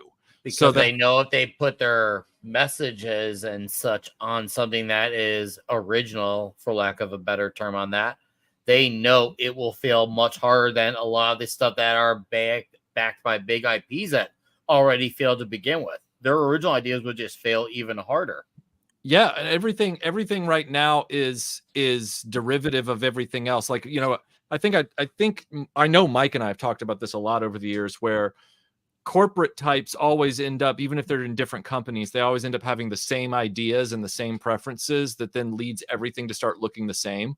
So if you take Star Trek Discovery and its first season, and then you take a video game like Returnal, and then you take some of these other sci-fi movies that have come out the last few years, you'll see that they all look the same, and they'll all start to run together. Everybody's got LED internally lit, space helmets on, and everybody's got these kind of like pressure, suit things with the, they all look the same. And here we are, and they're turning Star Trek into every other sci-fi property instead of leading the way. You can't look at the bridge on these new shows. I mean, they're just so horrendous. It just hurts my eyes to. And as you were saying, Loki, sorry, I had to pop out. I had to get dinner ready for everyone. But but I was listening on my headphones. But the I love the book by DC Fontana, Vulcan's Glory. Great book. If anyone wants to read it, it's got a lot to do. It's about Pike and Spock's first mission on the Enterprise. Brilliant book. And one of the things that Pike does, he doesn't take the captain's quarters because he feels it's too big, so he just takes the regular crew quarters. But of course, it's nothing like the they describe the captain's quarter is nothing like it is, as Loki said. Yep. It's just obnoxious how big. I mean, how's it all going to fit in the spaceship? And then the idea is in the future, the next gen, the D Enterprise D is much bigger, but they think they're making it better. It's like at least keep the original. His quarters is bigger than they are on the Enterprise D. Yeah. Of course, I know it's not real Trek, so it doesn't matter. Gwagnar, by the way, thank you. Happy 50th anniversary. 500. But thank you, Gwag. Get a man, buddy. They're not Star Wars writers or Marvel writers. They're just franchise writers. So franchise writers. It's people who just apply the same formula, copy and paste it onto the Air franchise. And now now everything is a franchise. And there's a place for that in the world, but when every single thing is, now that nothing means anything anymore, when every single thing, especially when things could be retcon, rewritten, you insert your reword here and it can be changed. Nothing matters now. Well, Clobberin, do you remember? Right? And like Michael was saying, it's very homogenized because it is homogenized. It is because it's not just the content. It's not just the way that they're writing scripts. It's not just that they have these play-by-plays and every beat is planned. It's also the fact that if you sit down and you start watching Netflix, you begin to see a very particular style emerge in these intros. And in these credits, they all seem to have this exact same style, the same tone. They all look very Westworld. They all look they all look the same. Like, I love Shogun, but Shogun is so reminiscent of all of this packaging, where the tone and the visuals, it's all the same style, and you could totally tell that it is. It's like watching a great hockey player. Even if he came out without his jersey on, you would be able to tell who's playing. And so I love what Michael said, and I love what you said, Nick, because you can definitely see that. Like, there are times when I'm watching it and I'm like, what's the show, the Game of Thrones, that it has the same intro and the same feeling as Shogun, and Shogun feels like Westworld, and they're all beginning to feel the same and to look the same and to have the same tone. It's all the same dance, and I think it's concentrating. I think it's actually getting worse. Oh, it's because it has gotten worse. It really has gotten worse. It's not gotten better. You're not seeing anyone saying, "Hey, we should probably do something about this." And that's something I don't really understand with investors. Like, I get that they want to make money. I'm not one of those guys who's like, how dare they make money? I'm thinking, well, if you want to actually make maximum money, maybe you should actually look into why something works, and that way you can figure out where you can go from there and actually maximize on the money. But they're not doing that. Especially, you would think some of these guys who, especially, I know it's a hot topic with Disney, we've been hearing for years about the X amount of problems. Where are all these investors that say, hey, you said this back in, let's just say, insert year here, 2019. This is where we are, 2024 now. This is what's been lived up to, and here's a long list of what has not been loved to. It's really not been confronted like that. The short-term memory is real, even with the investors. Well, we say hello to our great friend Tom. Tom. Good to see you, buddy. And I want to thank you for this super chat. You were too kind, naughty. Woo! Thank you so much, buddy. I was trying to get to it. I didn't want to interrupt anybody. So it says, Clobby, I hate your guts and I hope you burn in the everlasting. Oh my God. Oh no. Wrong one. I'm sorry. Wrong one. Different Tom. Make him watch Star Trek Discovery for eternity. Loki, make him stop. That was the mirror Tom. I'm sorry. I can't. I tried. The other night he was like, I don't know anything about comics. I have no idea what anybody's talking about. I think if we were near, you'd be like one of my arch nemesis. We'd have to be near. Thank you, Tom. No, he says, Clobby, congratulations on 15 years and 1,500. Love you, brother. Love back at you, brother. You've been too good to me, man. And so happy to stream with you every week. I got to fill out like 50 more characters. What should I say? Oh, I know. Don't. Yeah, I ran Thank out you of so much. characters. By the way, hello, Tim Hayes and Ezra Goldstein. Shalom, my friend. Shalom. Tom, thank you so much. And thank you for being here. I know you're busy. You're in the middle of some streaming, man. Yeah, But I was trying to bounce around. Everybody's having their congratulations thingies going on right now. are they really? Everybody? Anybody else is doing it too? I didn't know Our that. Pro is having one right now and everything like that. But no, I just wanted to make sure I got over here for yours. And oh, well, damn. Well, shout thank out you to for Pro. this dance. This was Absolutely. great. Thank you so much. And shout out to Pro for his congratulations to him. I did not know he was doing one. I also want to tell Tom hello, as always. He's Yes. a dear friend of mine.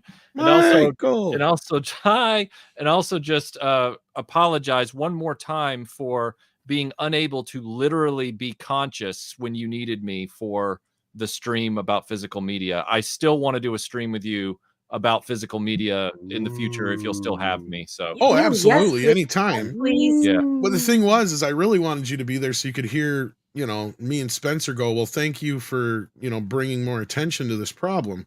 Because even though I'm somebody who watches Damned Fool Idealist Crusader regularly, that was such an that video was so old, it wasn't one that I had gotten to yet or watched yet.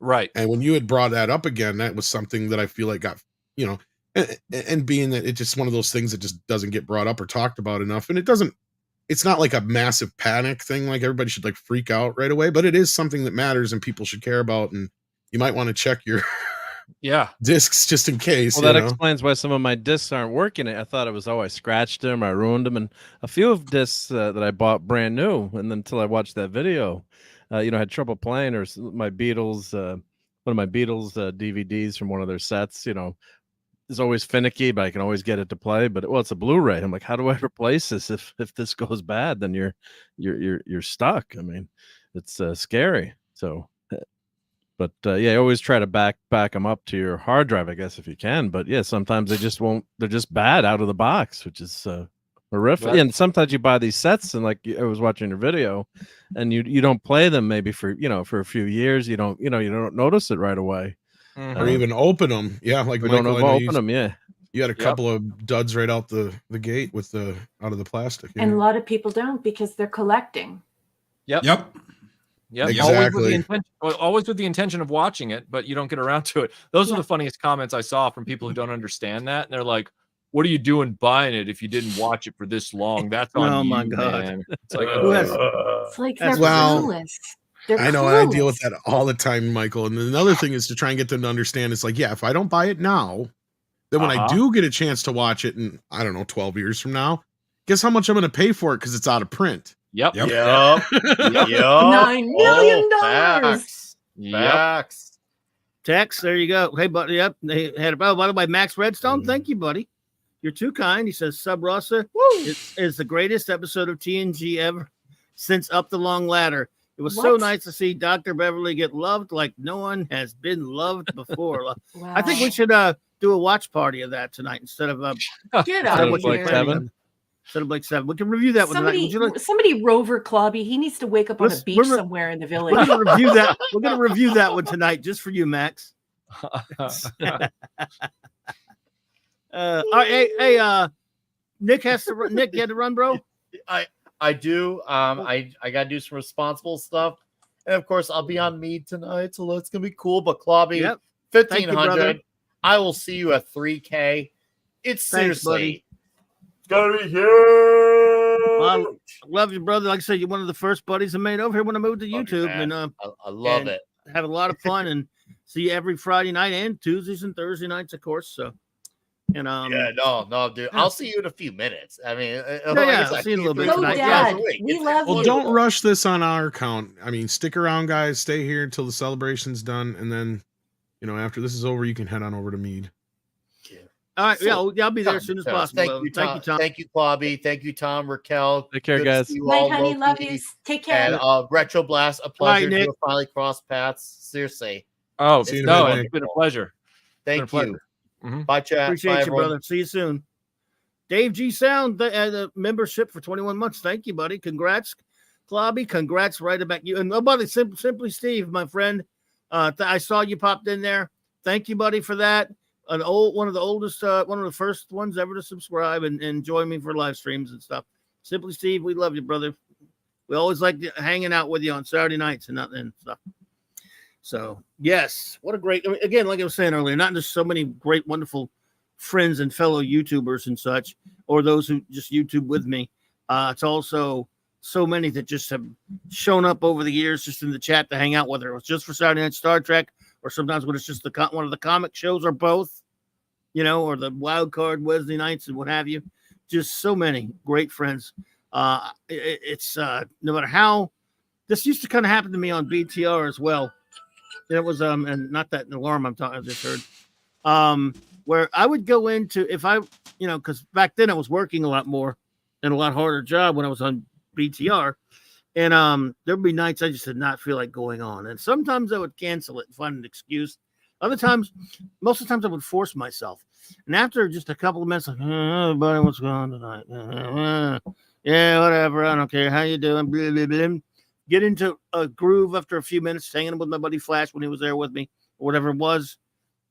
And it just get going. And by the time it was done, I didn't want it to stop. I didn't want it to end because it was so much fun. And you had time restrictions on there. You only got 2 live hours, and then you could go for another hour recording wise, but that wouldn't play till later. So you only had 2 hours. This, it gets going, and no matter what kind of mood I'm in, when I start talking to all of you, whether it's one of you guys hanging out with me on the stream itself, or just me talking to the it was just me winging it and talking to my friends in the chat, just get pumped up hanging out with all of you, because it's like I've often said, it is the comic shop. It's the virtual comic shop, the virtual con, as number one likes to call it sometimes. It just feels like hanging out with my friends. And you are. I mean, the only difference in this case is many of us have never met in person, but that's okay. It's a meeting of the minds, and it's just so much fun. And we've always got the most knowledgeable chat. And because I need to talk about the chat a little bit, because we've been hanging out here, but it's these people who come into our live streams. Michael, you get gigantic live streams, and you get big audiences. You do, Tom, of course, as well, and you do Loki as well, and so does Nick. And the greatest bunches of people in there that just come in, and I guarantee you, if there's something you've forgotten or you don't know, and someone asks a question, within 2 seconds, somebody's got it in there. Somebody knows it. And hey, Captain James T. Skywalker, good to see you, buddy. It's been a while. And then Captain. And also, if you ever name something obscure that you're pretty sure nobody else knows about, other than people in your own circle of friends, I don't know if you've ever been doing that on a stream, and somebody in the chat knows that, you're like, oh wow, so you know that too. It's not just me. It's just, we got so many. Again, there are problems. There are people that you're not always going to have everybody being really nice, but for the most part, geeks of a feather, whether they agree on everything or not, are really nice. And if you treat them right, they treat you right. And you come up with some great friends, even though you've never even heard their voice. They pop up in the chat all the time, and you just feel like you get to know them in a sense. It's, and it's great. And that's been a wonderful experience here on YouTube. It was like that to an extent on BTR, but it's a lot more because there was no visual component to BTR. It's a lot more on YouTube like that. So what a bunch of great folks. Oh, Professor R2, a newer friend. Good to see you there. Thank you for the super chat. Joe Dog, good to see you, buddy. My buddy Joe Dog's here. Good to see you. Professor R2, congrats to the nicest guy on YouTube hitting 500. Did he? Well, let's get him on here. But no, thank you, Professor R2. You're an extraordinary fellow. But I can't take compliments today. Only insults. So you can, by the way, and I'm easy to insult. I do it to me all the time.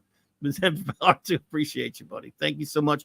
You are too kind and too generous, my friend. Thank you. What about embarrassing you? It's not possible. Oh yeah. Yeah, it is. Oh yeah. Oh no, Raquel, I do it on the regular. No, Raquel, when we met Clobby at Twin Peaks, me and Ashley, which is my wife. Yes. We walk in and I call him and I'm like, dude, I'm looking around. Where are you at? He goes, oh, I'm all the way in the back. We go and there he is, big as life, sit down, and the waitress comes over and I shit you not, Clobby's like, hi, and just the most bashful eyebrows going, and she's like, oh my God, how can I help you? And he's like, That's him. I That's didn't do him. that. He's a Southern gentleman. He melts. I think you're around exaggerating, women. dude. And if it's hot women, he totally melts. He's done for. And they melt for him. Oh boy, they melt for him. Yes, He's a they big do. Teddy bear. no. He's a No. big teddy bear. They were just trying to get out of the sun. What's around me? So, but first of say all, I that. was not Love it, wearing. Loki. Love it, Loki. I was not wearing a hat of any kind, especially not a Punisher hat. No, I you was weren't wearing not- a hat. You didn't have shades on, but those eyelashes shades. were just. I have I'm bashful. I have no eyelashes. That's all. Another myth. Oh, so None. funny. I got rid of those in 1972. Oh, that's why you look that way. Okay. Yeah, exactly. Absolutely. In fact, I have no eyes, as a matter of fact. So see, and then you're misrepresenting the truth once again. Look, because I have no eyes, so I couldn't be doing that. I'm totally innocent. He was doing that. I'm not incapable of human speech, so I couldn't even talk to them. So I don't even know what you're. So you're saying you're the victim? Yes, it's all Loki's fault. He made it happen. But those girls were just dropping by to show their disgust, and I was humble enough. Oh no, Yeah, I understood no, it, they so. were not. It was, how you doing, sweetheart?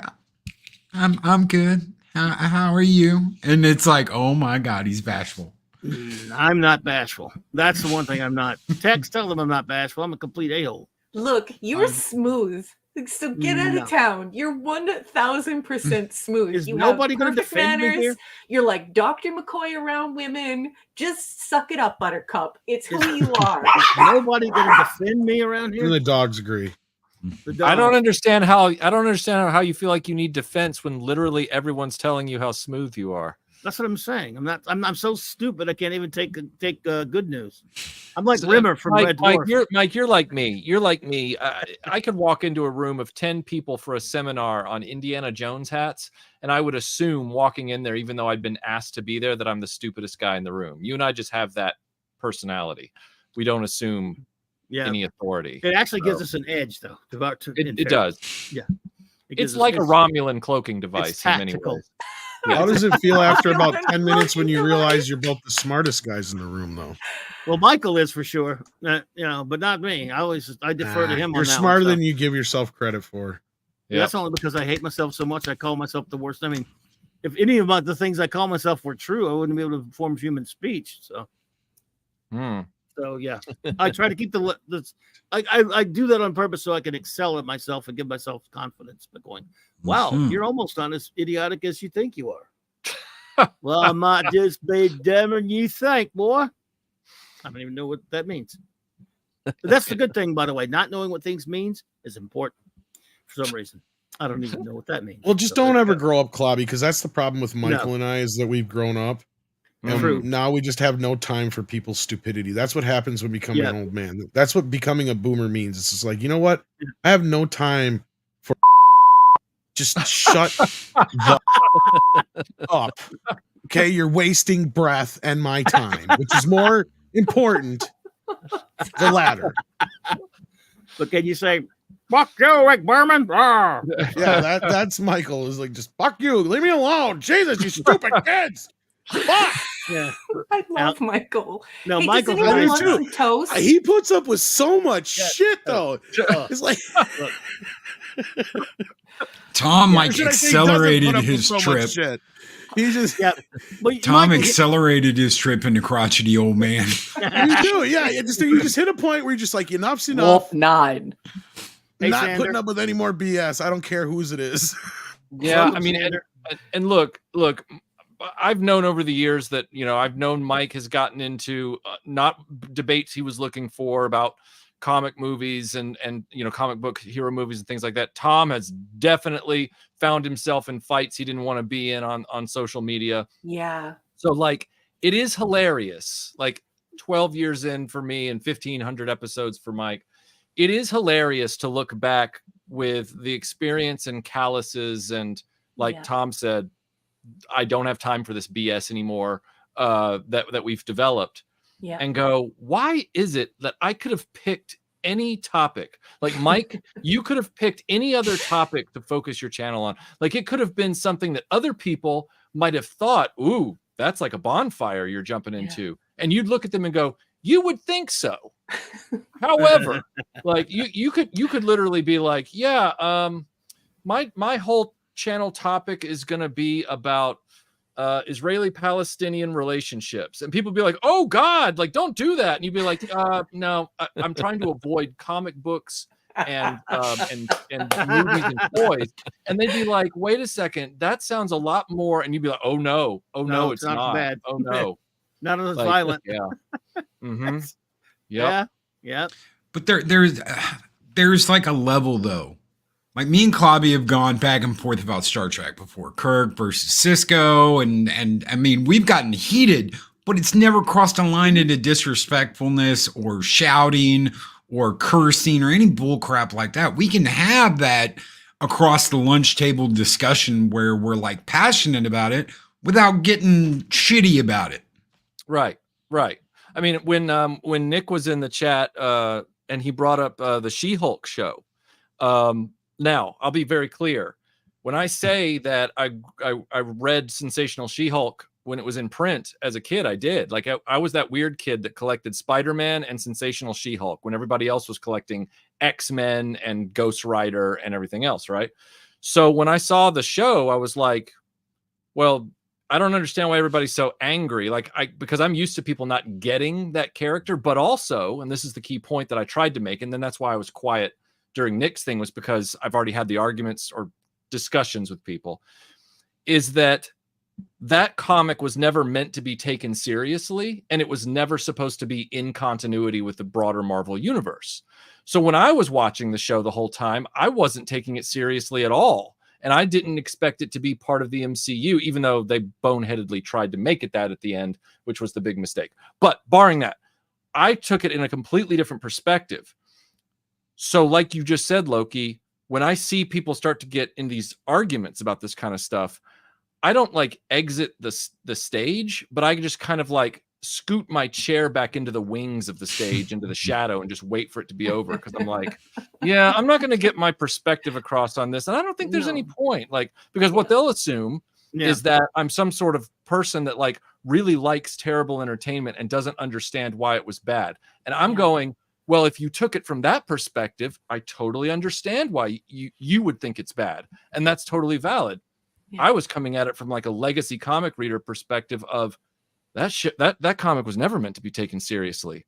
You getting riled up about that show is like the worst hill to die on. Like but again, I can't have those conversations with people anymore. No, so. I mean, but that's a shame that you can't, though, right? I mean, that's the problem with a lot of people, and get this politics, or whatever the subject is, and when people shout over each other and don't listen to each other, we've had family that defriended over each other over politics and can't get along, and it's ridiculous. I mean, and as long as you're not hurling insults or you're explaining, and I like hearing why Mike, why you like She-Hulk. I didn't personally like the show, but I mean, you respect your opinion, but then you're like, oh well, maybe you got a point on a few of these things here. Well, that's the funniest. Minded.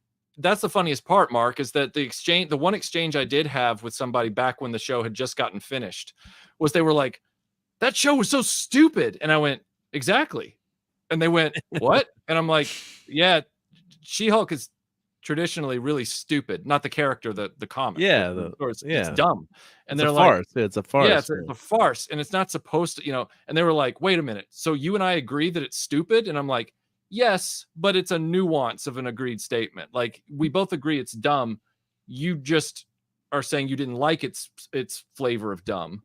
And I was already primed for its flavor of dumb because I had been an avid reader. Like Dumb and Dumber.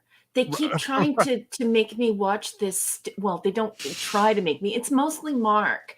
This horrible thing that they keep showing me. And it is the most brainless shite I've ever seen in my life. It's just guys talking about gas. Uh-huh. Uh-oh. You sure? You and I, what did you just Raquel, say? you and I are. Hey, want to hear the most annoying sound in the world?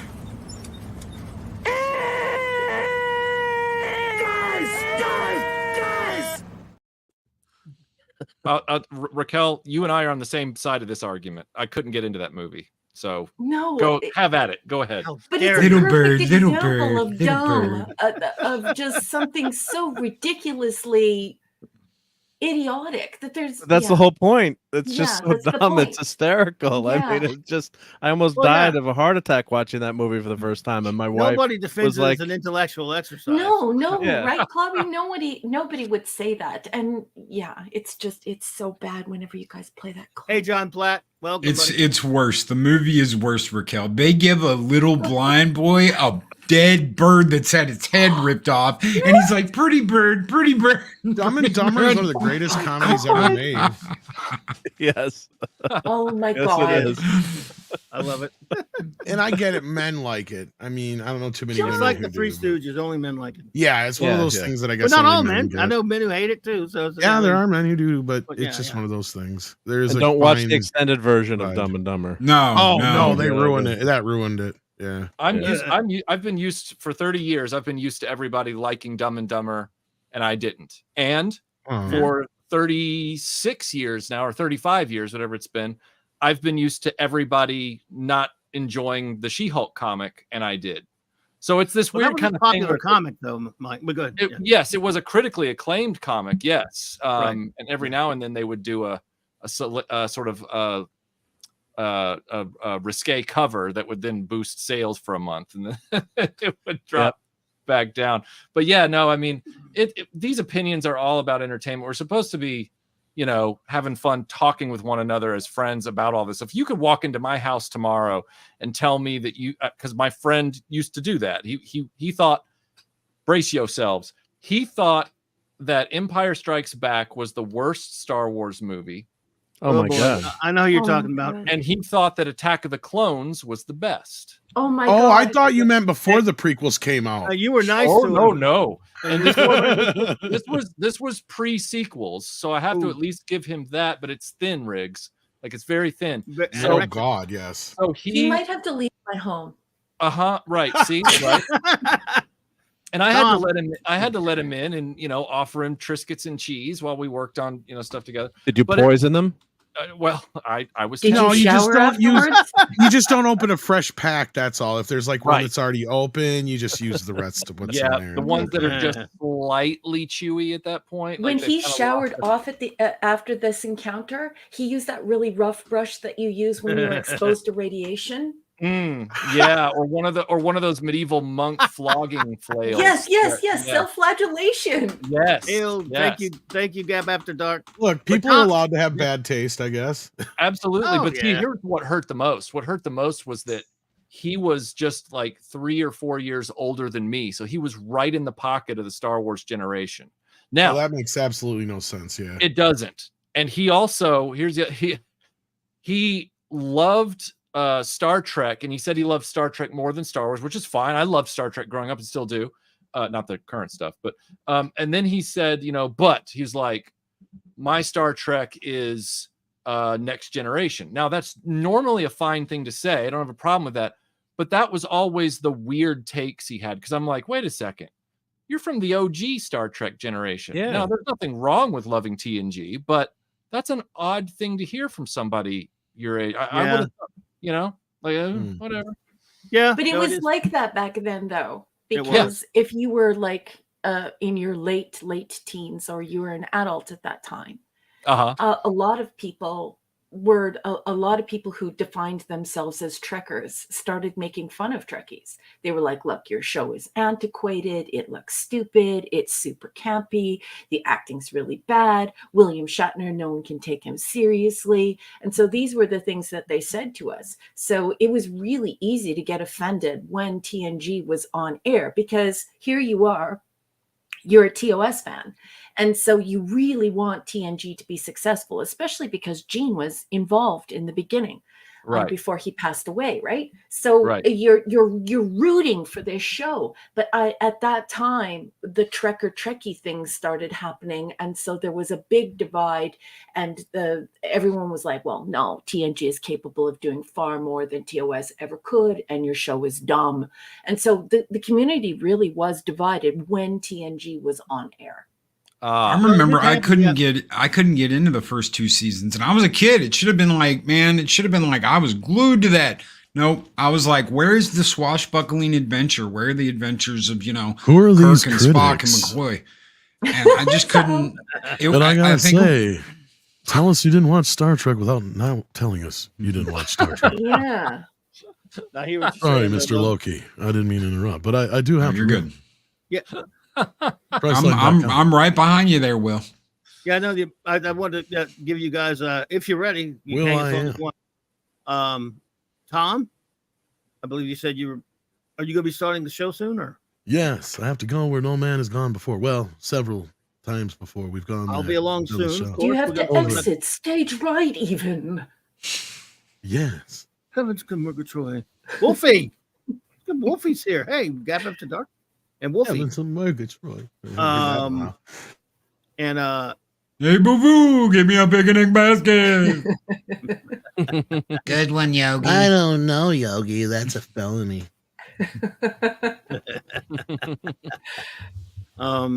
well, so Tom, I'll be over there with you as soon as I can. No problem. I'll see you guys soon. And Thanks, buddy. the only record I got, boo boo, is the Beatles. Thanks for being here, brother. Take it easy, Really Tom. It's nice to see you, Tom. Love you. Good to See see you, you. Tom. Guys, love See you, y'all. buddy. Congratulations, Love Clobby. Thank you, brother. And Clobby, Loki, I'm gonna go make something to eat, and I also think ahead. that it's Okay. a good idea for me to leave when Tom's leaving, because then I can have something to eat, and you can start emptying the panel so you can get on over there and do your show. So I just want to say how much I love you, and it has been an amazing 4 or 5 years that we've been friends. I simply adore you. And I'm reaching out right now. I'm grabbing you by both sides of your face, and I'm just smooching your whole face because I love you very, very much. Thank you for all the good times and all the great memories and all the wonderful things that we've done together. And thank you for sharing your marvelous friends with this socially crippled introvert. Michael, I just absolutely love you. Please tell your wife that I said hello. Loki, just absolutely love you guys as a couple. Please tell your wife that I said hello. I will. And Mark, don't forget to flip the chicken on the barbecue or it's going to burn. That's where I keep leaving. Yep. To do that. Yep. Love you guys. Happy anniversary, Bobby. Raquel, just real fast. You'd have friends and you wouldn't feel introverted if you just stopped taking their heads. Love you, Michael. Good night, everyone. See you later tonight. Good night. Yo ho ho. And on that note, my friend, Loki, I have to. thank you, brother. I got a show coming up, and brother, Appreciate you know what? buddy. Since that first day, man, you had Eris on before me and Eris were even a couple. You had Eris on, and she tweeted something out. Oh, I'm gonna be on Clobberin Times, and I was like, who the hell is Clobberin Times? And you weren't even on YouTube. You were on that other whatever. Yeah. And I tuned in and I couldn't say anything because you have to create an account and you have to do this and da da da. I was like, son of a bitch! I have to go through all this shit just to say something. But brother, ever since that day, man, it has been an honor and a privilege to have you as a friend. So I will be here for 2,000 and for 3,000 and for 5,000 as long as you'll keep this old bastard around. I'll be around to hang out with you. Dude, thank you for having me. We have a lot of fun. Love the round table. Love you, man. Give Eris my love as well. I will. And I'll see you soon. Okay, I'm Mark, Retro. Nice to meet you guys. Nice to see you. And catch y'all later. Good, brother. Be good. So, yes, Clobby, indeed. matchmaker there? No, you can't take credit for that one, I guess. What's right? that one? What? You're not a matchmaker with Loki and Eris. Right? They knew each other, but I did have her on my BTR once though. Yeah, love Eris, something.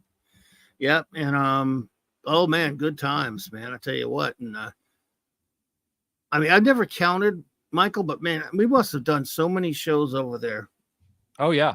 For a while we did like a monthly thing, if I remember right. Man, it was yeah. I remember one we did where we picked you and me and Melinda, and I miss Melinda. I don't like to bug her because I know she works a lot, stuff like that, but I miss having her on. But she, you and I, we all picked I think it was our worst superhero castings or some shit like that. Uh-huh. I don't know if you remember, but that was fun. Oh yeah. And of course that was way before some of the ones later that we had released in the past 12. Yeah, because now Ben Affleck would be on there twice. Yes, he was on once, and now he'll be on twice. Yep. Yep. For some people, I mean, there's some really horrible ones now. I don't know if Ezra Miller. He would have trouble beating out some of the really rotten ones now, though. Oh yeah. Well, I mean, listen, I don't like him, but man, can he be worse than like the way they cast Warlock in that Guardians movie, or the way? Yeah, that's very true. See, you're horrible casting. Yeah. I'm forgetting the forgettable ones. That's yeah. But these are so bad they don't even rate. You know? Yes, true. But there've been some really awful ones recently. I guess. I mean, but I know I'm drawing a blank on some of them now. But a lot of them were Hack Snyders. Like Ezra Miller would definitely be way up at the top. Yeah, and every single Eternal. All the Eternals are so terribly cast. Yep. Yeah, that was yeah, man, it's tough. What's his face? Jared Leto. Yes. Horrible. Uh-huh. Just to name a few examples, Absolutely. Yeah. Yeah, the DC, the whole DC situation is irredeemable at this point. I've been wanting to do a video. I don't think I could get away with the thumbnail just for the pun in the name. I've been wanting to do a whole video thought piece about this where I just call it DC, and then it just says a gun to the head, where it's just UUNN. Yeah. And, but again, I'd be like, do I really want to spend part of my life unpacking that? And then it's like, well, maybe I would if I could be guaranteed that it'd get half a million views or something. I don't know. Yeah. So yeah. Well, you might think of for down the road, at least when he's got, after he gets some movies out, I guess, because he's doing Superman, and then he's got an animated Creature Commandos, and then the Authority. Why? I don't know. Yeah. And he's gonna be forever before you see any of his other castings, except in Superman Legacy.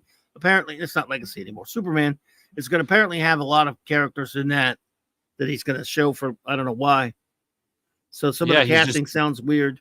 He's jamming it up with all these other characters to try and once again fast track a new DC universe, which was the mistake they made the last time. So it's like, have you learned nothing? Nothing. Like this, Unless he's planning to have like a scene in the end credits where he just shows a bunch of them, fine, but don't put them in your movie. No, because we need to. I'm more excited about seeing him trying on boots. Yeah, because he tried on the first time you see his costume. That's one of the things I bitch about, not just the shitty costume. I'm saying, I had it next to this one of Christopher Reeve, the first one of his first shots that you saw. I remember it was him standing there, just standing, granted, but standing, looking heroic in the damn costume. Yep. I mean, it didn't have to be anything, outrageous. Right. You don't have to be flying or lifting a car. Just show him standing there, not putting on his goddamn boot. I mean, comics, he's usually going at invisible super speed, putting his clothes on. Yep. Putting on his boots. That's such a, I'm not saying it bodes well for the movie, but it bodes badly for the movie, but it does bode badly. So I'm like, it's going to be like, is he supposed to like go to change into Superman and something's happening with his boot? So he has to fiddle with it and sit down, and it's going to be funny, make us laugh. Maybe that's not going to make me laugh. No. I mean, add it, maybe. I'd say it'd make me cry, but I've run out of tears. I got none for it now. Yeah. Wait a minute. You have no tears? Then go watch Doctor Who. They have plenty on that one. Oh, I heard. Yeah. Oh, shooty. Discovery has the most crying in hallways, though, I think. Well, yeah. I mean, yeah, of course, I guess. I don't watch it, but from what you tell me. I mean, imagine the horror of eating macaroni and cheese and getting out of your comfort zone. I think that's got to be the worst written script I've ever watched on TV in history. She's a Starfleet officer. You've seen that. I don't know if you've seen that one, Michael, but I probably haven't. But he doesn't watch that. Yeah, Tilly's sitting down with Saru to have, in the morning, and says, "I've been expanding my comfort zone. I tried macaroni and cheese last night, and I walked to the bridge a different way." Yeah, like you expect this to be a Starfleet officer, and you're writing garbage. Like the writers actually put that into the script, right? I mean, how stupid was that? Comfort zone. I well, mean, let's be honest, and I live in that glass house. Nobody in that condition would be a Starfleet officer. Or in the future, you'd have ways to, we've got plenty of medicine right now to deal with that. I know it's a struggle. Well, no one would have that problem. Yeah, but you would genetically, or they would be able to fix that with future medicine pretty instantly, I would think. Or maybe could they just beam out the extra pounds with the transporter? Look, Star Trek is about dreaming about the future. So those of us who do have bad weight problems, we at least like to go, wow, I wish I lived in the 23rd century. I wouldn't have the weight problem because it's solved by then, idiots. Well, even the 20th, in her case, it's the 22nd century, but yeah, it's still solved by then because it's Star Trek. Yeah. A lot of things are solved by then. That's the point. Not everything, but basic stuff, but that's not Star Trek. So. Yeah, and by the way, classic scene from Star Trek. No, by the way, no one of any advanced race species would dislike macaroni and cheese. I'm just saying. For sure, macaroni and cheese. Good God, I love it. It's impossible. Yeah. Yeah. But as Dr. McCoy in the hospital with Chekhov. My God, the barbarism here. What is this? The Dark Ages? Yeah. The Dark Ages. Yeah. Take this pill, and Yeah. And then when she grows new kidneys. But yeah, that's how far in the future. Arthur C. Clarke. Any sufficient technology. I'm paraphrasing. I'm butchering the quote. Would seem like magic. Indistinguishable from magic. I'm so glad. Number one, didn't hear you say that. Yeah, I messed it up, but yeah, I mean, as a kid growing up, watching Star Trek on TV in the 70s, and then walking around with a cell phone now. I've got you got an iPad, you got a tablet, you've got a speaker that you can talk to and tell it to play things, and almost like a Star Trek computer. It's getting there, and of course AI. Who knows what can of worms that's going to open, but. It's technology just keeps advancing and stuff that I have. My first computer is a 4K Radio Shack color computer, 4K, and my watch has 128 gigabytes right now that I have on my wrist. So it's just unbelievable how advanced we're getting. So that's what you want to see in the future. You want to see a hopeful future, but if they're writing it all about everyone's emotions and feelings, I mean, if they say, "Oh, it's not Star Trek," wherever you fall on that debate. It's just an incredibly poorly written TV show with horrendous characters that are not likable. So, yeah, that's only because it sucks, though. So, well, I'll tell you what, folks, we're going to start moseying on out of here. We kept everybody way too long. Michael, I got you on short notice, dude, and I was sorry I did that. It was an oversight on my part, but I appreciate you being here, bro. You're fine. It's been we got to get ready for you're doing a show later tonight. By the way, what are you doing? What you got? You're going to be on. I'm going to be over on Netter's Network, which is Netters, right? Which is Last Call's wife's yes, channel. Nice people. Yeah. Yep. So just cool people. doing Troy and Yep. Well, hello to them. They're great people. I shall.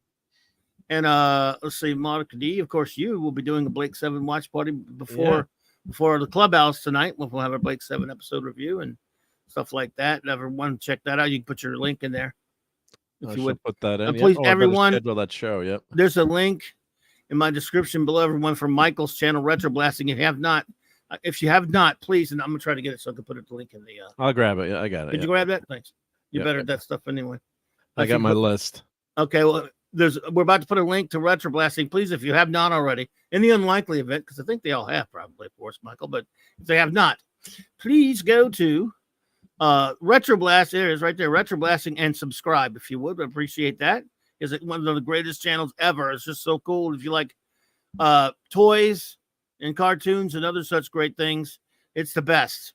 And also go watch the amazing Indiana Jones the Dial Dysentery review. Is review a right way to put that, or? Yeah, it's a review. Yeah, but it's also, like you said at the beginning, it's also just a long, hard look at the entire Indiana Jones franchise and how this movie particularly fails it in all areas. Thank you. Well, it's great. It's epic, and I love it. And I'll probably watch it again soon. So it's amazing, and just an extraordinary job on that and all your videos, dude. And I remember we did that one other thing, and we did that video about Pride of the X-Men. Have you seen any of X-Men 97 yet? I haven't. I don't have Disney Plus. Oh yeah, that's true. I only have it because of using someone else's codes, but still, it's no excuse. I know, but I did watch it and I like it. So I liked it. So nice. I was just shocked how much I thought it was. Yeah, it was actually decent. I don't know if you like the 80s cartoon that much, Michael, or did you watch all of that? Or you talking about the 90s X-Men cartoon? I mean the 90s. I'm sorry. Yeah. Well, as you know from the video we did, I didn't like it as much as I did what I thought Pride of the X-Men would turn into, but I'm weird like that. So I tried to watch it on Fox Kids in the 90s when I was in high school, but they were just so quick to keep like repeating reruns. It just seemed like the show never got to the next episode every Saturday, and I just gave up. But again, I know that now, that's not an issue for people. They've been able to watch it, love it in childhood, and I'm sure it's great. I mean, I wanted to enjoy it, but they kept running reruns on Fox. I mean, I can't tell you how many times I saw Jubilee's intro episode over and over. Yeah, like every Saturday. Yeah, I know what you mean. I did watch it sporadically back then, but I went and binged it a year or two ago, whatever. And I have a lot of criticisms as a geek, of course, but I overall found it enjoyable. Except that last season, it's almost like they went to some cut rate animation company that looked really terrible. But this was pretty good for the most part. It had a lot of cool stuff in it, although very truncated, and they tried to squeeze a whole bunch of damn stuff from the comics into a couple of episodes. It was still it was fun to watch for the most part and pretty cool. But yeah, nice. Anyway, I enjoyed it. Like I said, Professor R2 says it was surprisingly faithful to the 90s cartoon. Yes, it was. It was faithful. If you're a fan of that old cartoon, you should like it. So yeah, there's a lot of nostalgia factor too, but they did do a good job. I haven't finished it yet, but a couple more episodes to go. But I enjoyed it. I did too. It's nice to have something. And the guy who they fired the guy who made it. Yet there's the show ran it, but there's a second season coming, even though it did not do very well, and it won't be a third, I'm thinking. So I want to thank you all for being with us tonight. Mark, you got the watch party, and then of course the clubhouse, right? So. Yep. I just scheduled the watch party, so I shall share that link for everyone. Hope to catch all you Blake 7 fans there. I want to say, first of all, Michael, thanks for all you've done for me over the years, man. No 1,500 episodes of Clobberin Times would be possible without you, sir. And I mean that sincerely. That's very kind, but you put in the work. My channel came later. But you were always here for me, brother. And I'll never be able to thank you enough. And you brought so many good times over the years. Again, your time is not to be taken lightly, and it's valuable because you got a lot of work to do and on the channel and stuff like that. And there was a time when you had another job as well as the channel and all that stuff. And you were always a busy man with a tough job to do and everything. And you still came out and hung out with my little channel and hang out with my BTR. It'll always be appreciated, brother. And I just hope we have many, many more. So I agree. I can't wait for the stuff we do together in the future, as always. Well, let's do it soon, buddy. Thank you so much for being here, man. And this day was going to be special, and it would not have been the same without you. And the same goes for my dear buddy Mark D with a C, who has become a great friend of mine since I moved over to YouTube. Look, no one ever likes to do all this stuff by yourself if you're streaming as much as I do. And it's great to have all you wonderful friends in the chat do so much. But it's also, I can wing it. I've winged it many times just doing shows by myself. And people think, oh, that's easy or whatever. I don't know. It's not easy. You do a great job at it, though. Well, I thank you for that, but it's 10 times tougher to do it by yourself. It really is. Unless, now it's different. Like if I have a set topic that I really want to talk about, then I could go 4 hours running my stupid mouth and never miss a beat. And then, bounce off the chat a little bit maybe. But a lot of times you go in there and you don't have time, especially in the old days when the old one had a lot of tough job, more of a job to do in the daytime than I do now. And I wouldn't have time to get really much ready for anything, research or anything stuff. Just got to wing it for a while. And, it's even more so on YouTube. And there have been so many times when I didn't really have that much to say. There's just, how many you jumped in? You don't have to do that. You got all kind of stuff to do, Mark, but you help me with everything you do. Without your engineering prowess, all the things I need on this show, could not be able to do it because I'm an imbecile. My son can do some of that stuff, but he's busy. He's got things he's taking care of. And you've become a good friend of this channel. You and number one. And I rely on more than anything. And man, I just don't know. Not what I've done. I still don't know what I'd do without you on this appreciate channel. That. Dittos. Yeah. I mean, no, it's just a lot of fun hanging out. And the first time I watched you, and I think it was the late great Mark C. And Mark C. was here. watching you guys talk comics, I'm like, God, this is like being back at my local comic book shop, which had unfortunately closed a few years before. But part of the fun of buying and collecting comics, who cares about how much they're worth? It was just enjoying it, talking about them. You go on Wednesday to your comic books, and sometimes you'd stay there for an hour and a half, and you became friends with the people that were there, and you just had that new episode, because got me saying episode, that new issue of Spidey sucked, or that was great, or whatever. I hate the Clone Saga. Well, most people agreed on that. But that's why I appreciate you so much. It's just so much fun. It's not, it's not work. I mean, sometimes when you go on YouTube, my Sunday night show, I'm like, oh yeah, I'm kind of tired tonight, but you're right. Once you get everyone together and you hang out and you have so much fun, and it becomes and it's interactive too, which is what's so great about it. Enjoy all of Retro Blasting's videos too, and it's just so much fun to have the give and take. I started watching YouTube, I'm like, wow, they're putting my comment up on the stream. They're actually paying attention to what I'm saying. This is awesome. So it's been glad to count you as one of my best friends now, and it's great to have met you, and hopefully meet in person someday, maybe at a con or something. But no, it's it's changed my life basically, hanging out with you guys and having fun like this, and everyone in the chat. It's a great community. It sounds maybe cliched or cheesy, but it's the damn honest truth. I mean, it's just a lot of fun, and I always look forward to that. And sometimes I'm doing work in the background, and I hear you mention something. I'm like, all right, I was gonna wait to go. I'm like, no, I gotta go on now and talk about that, because it's gonna be fun. And that's what happened, I think, last night too. I can't remember what it was because I've got a Garbaggio memory, but I'm like, all right, I gotta get in on this conversation, and I appreciate you having me on and hanging out. And when I first, we got to mention our buddy Jed, because Jed had me on first, and got to meet you through Jed. So hail to Jed for that. Hail to Jed. And it was the Global Geek Gang, and I could have been like, oh my God, I'm actually going to be on YouTube to hang out with these guys. This is and it is awesome. I'm not not making light of it, but I'm like, oh, I can't believe I'm actually getting a chance to come on and talk to you, because listening to you in the beginning, I'm like, oh, I really wish I could meet these you and some of these guys.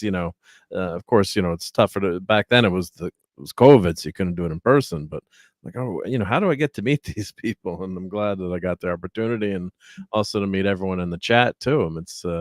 It's been really, really great. So thanks everyone, and congratulations on all these shows. It's fantastic. So here's to another 1,000 trillion more shows and hangouts with everyone. So yep. So just congratulations. I know you hate taking credit or asking for things, but appreciate also everyone who subs to your channel and takes the time to do the super chats. You're one of the few people that I know you can't stand taking something or getting something.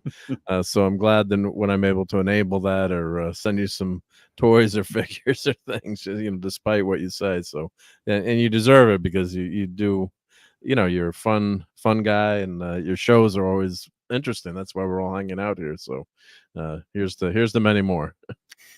Thank you, buddy. It means more than you can know, or ever I could ever properly express. And hey there, Dave C. Good to see you, buddy. And Stark of Iron, thank you. Good to see you, my friend. Thank you for the happy anniversary, and thank you for joining.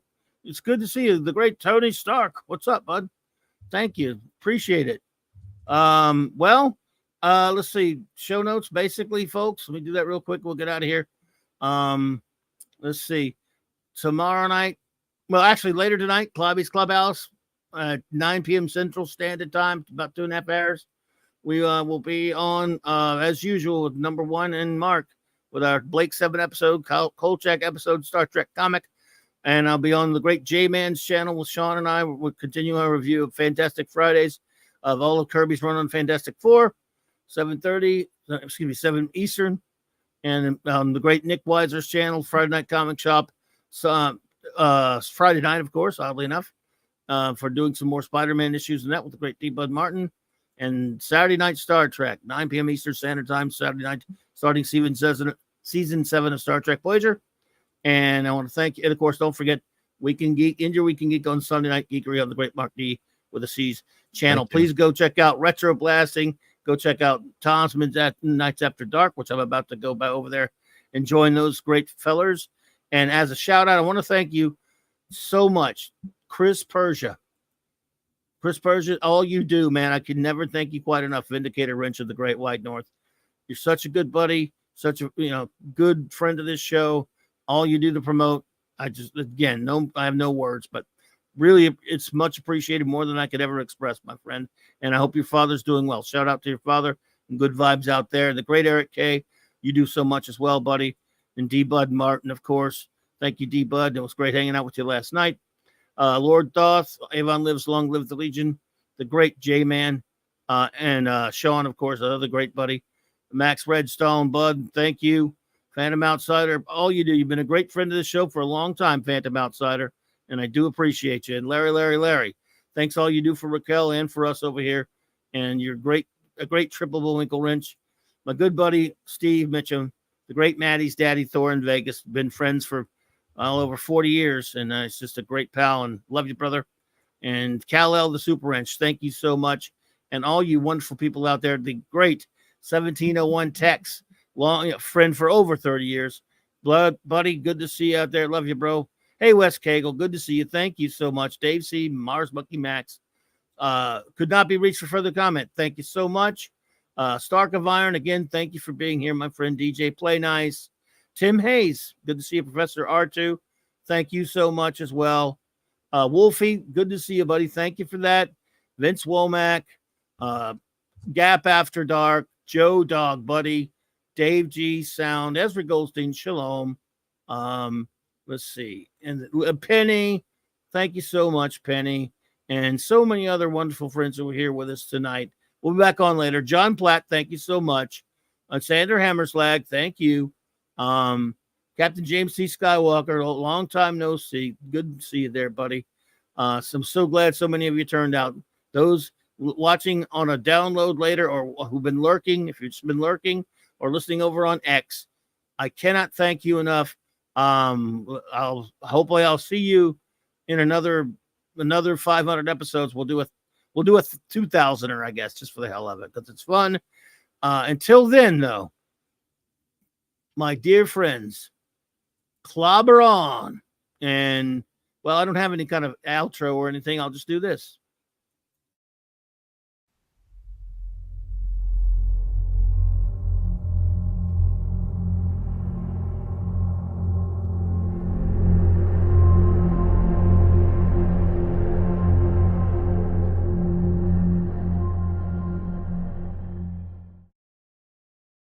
You have to set an example, leaving in the face of stupidity. Now, everybody that reads comic books knows that Kirby Silver Surfer is the only true Silver Surfer. I just love clobbering time. Yeah.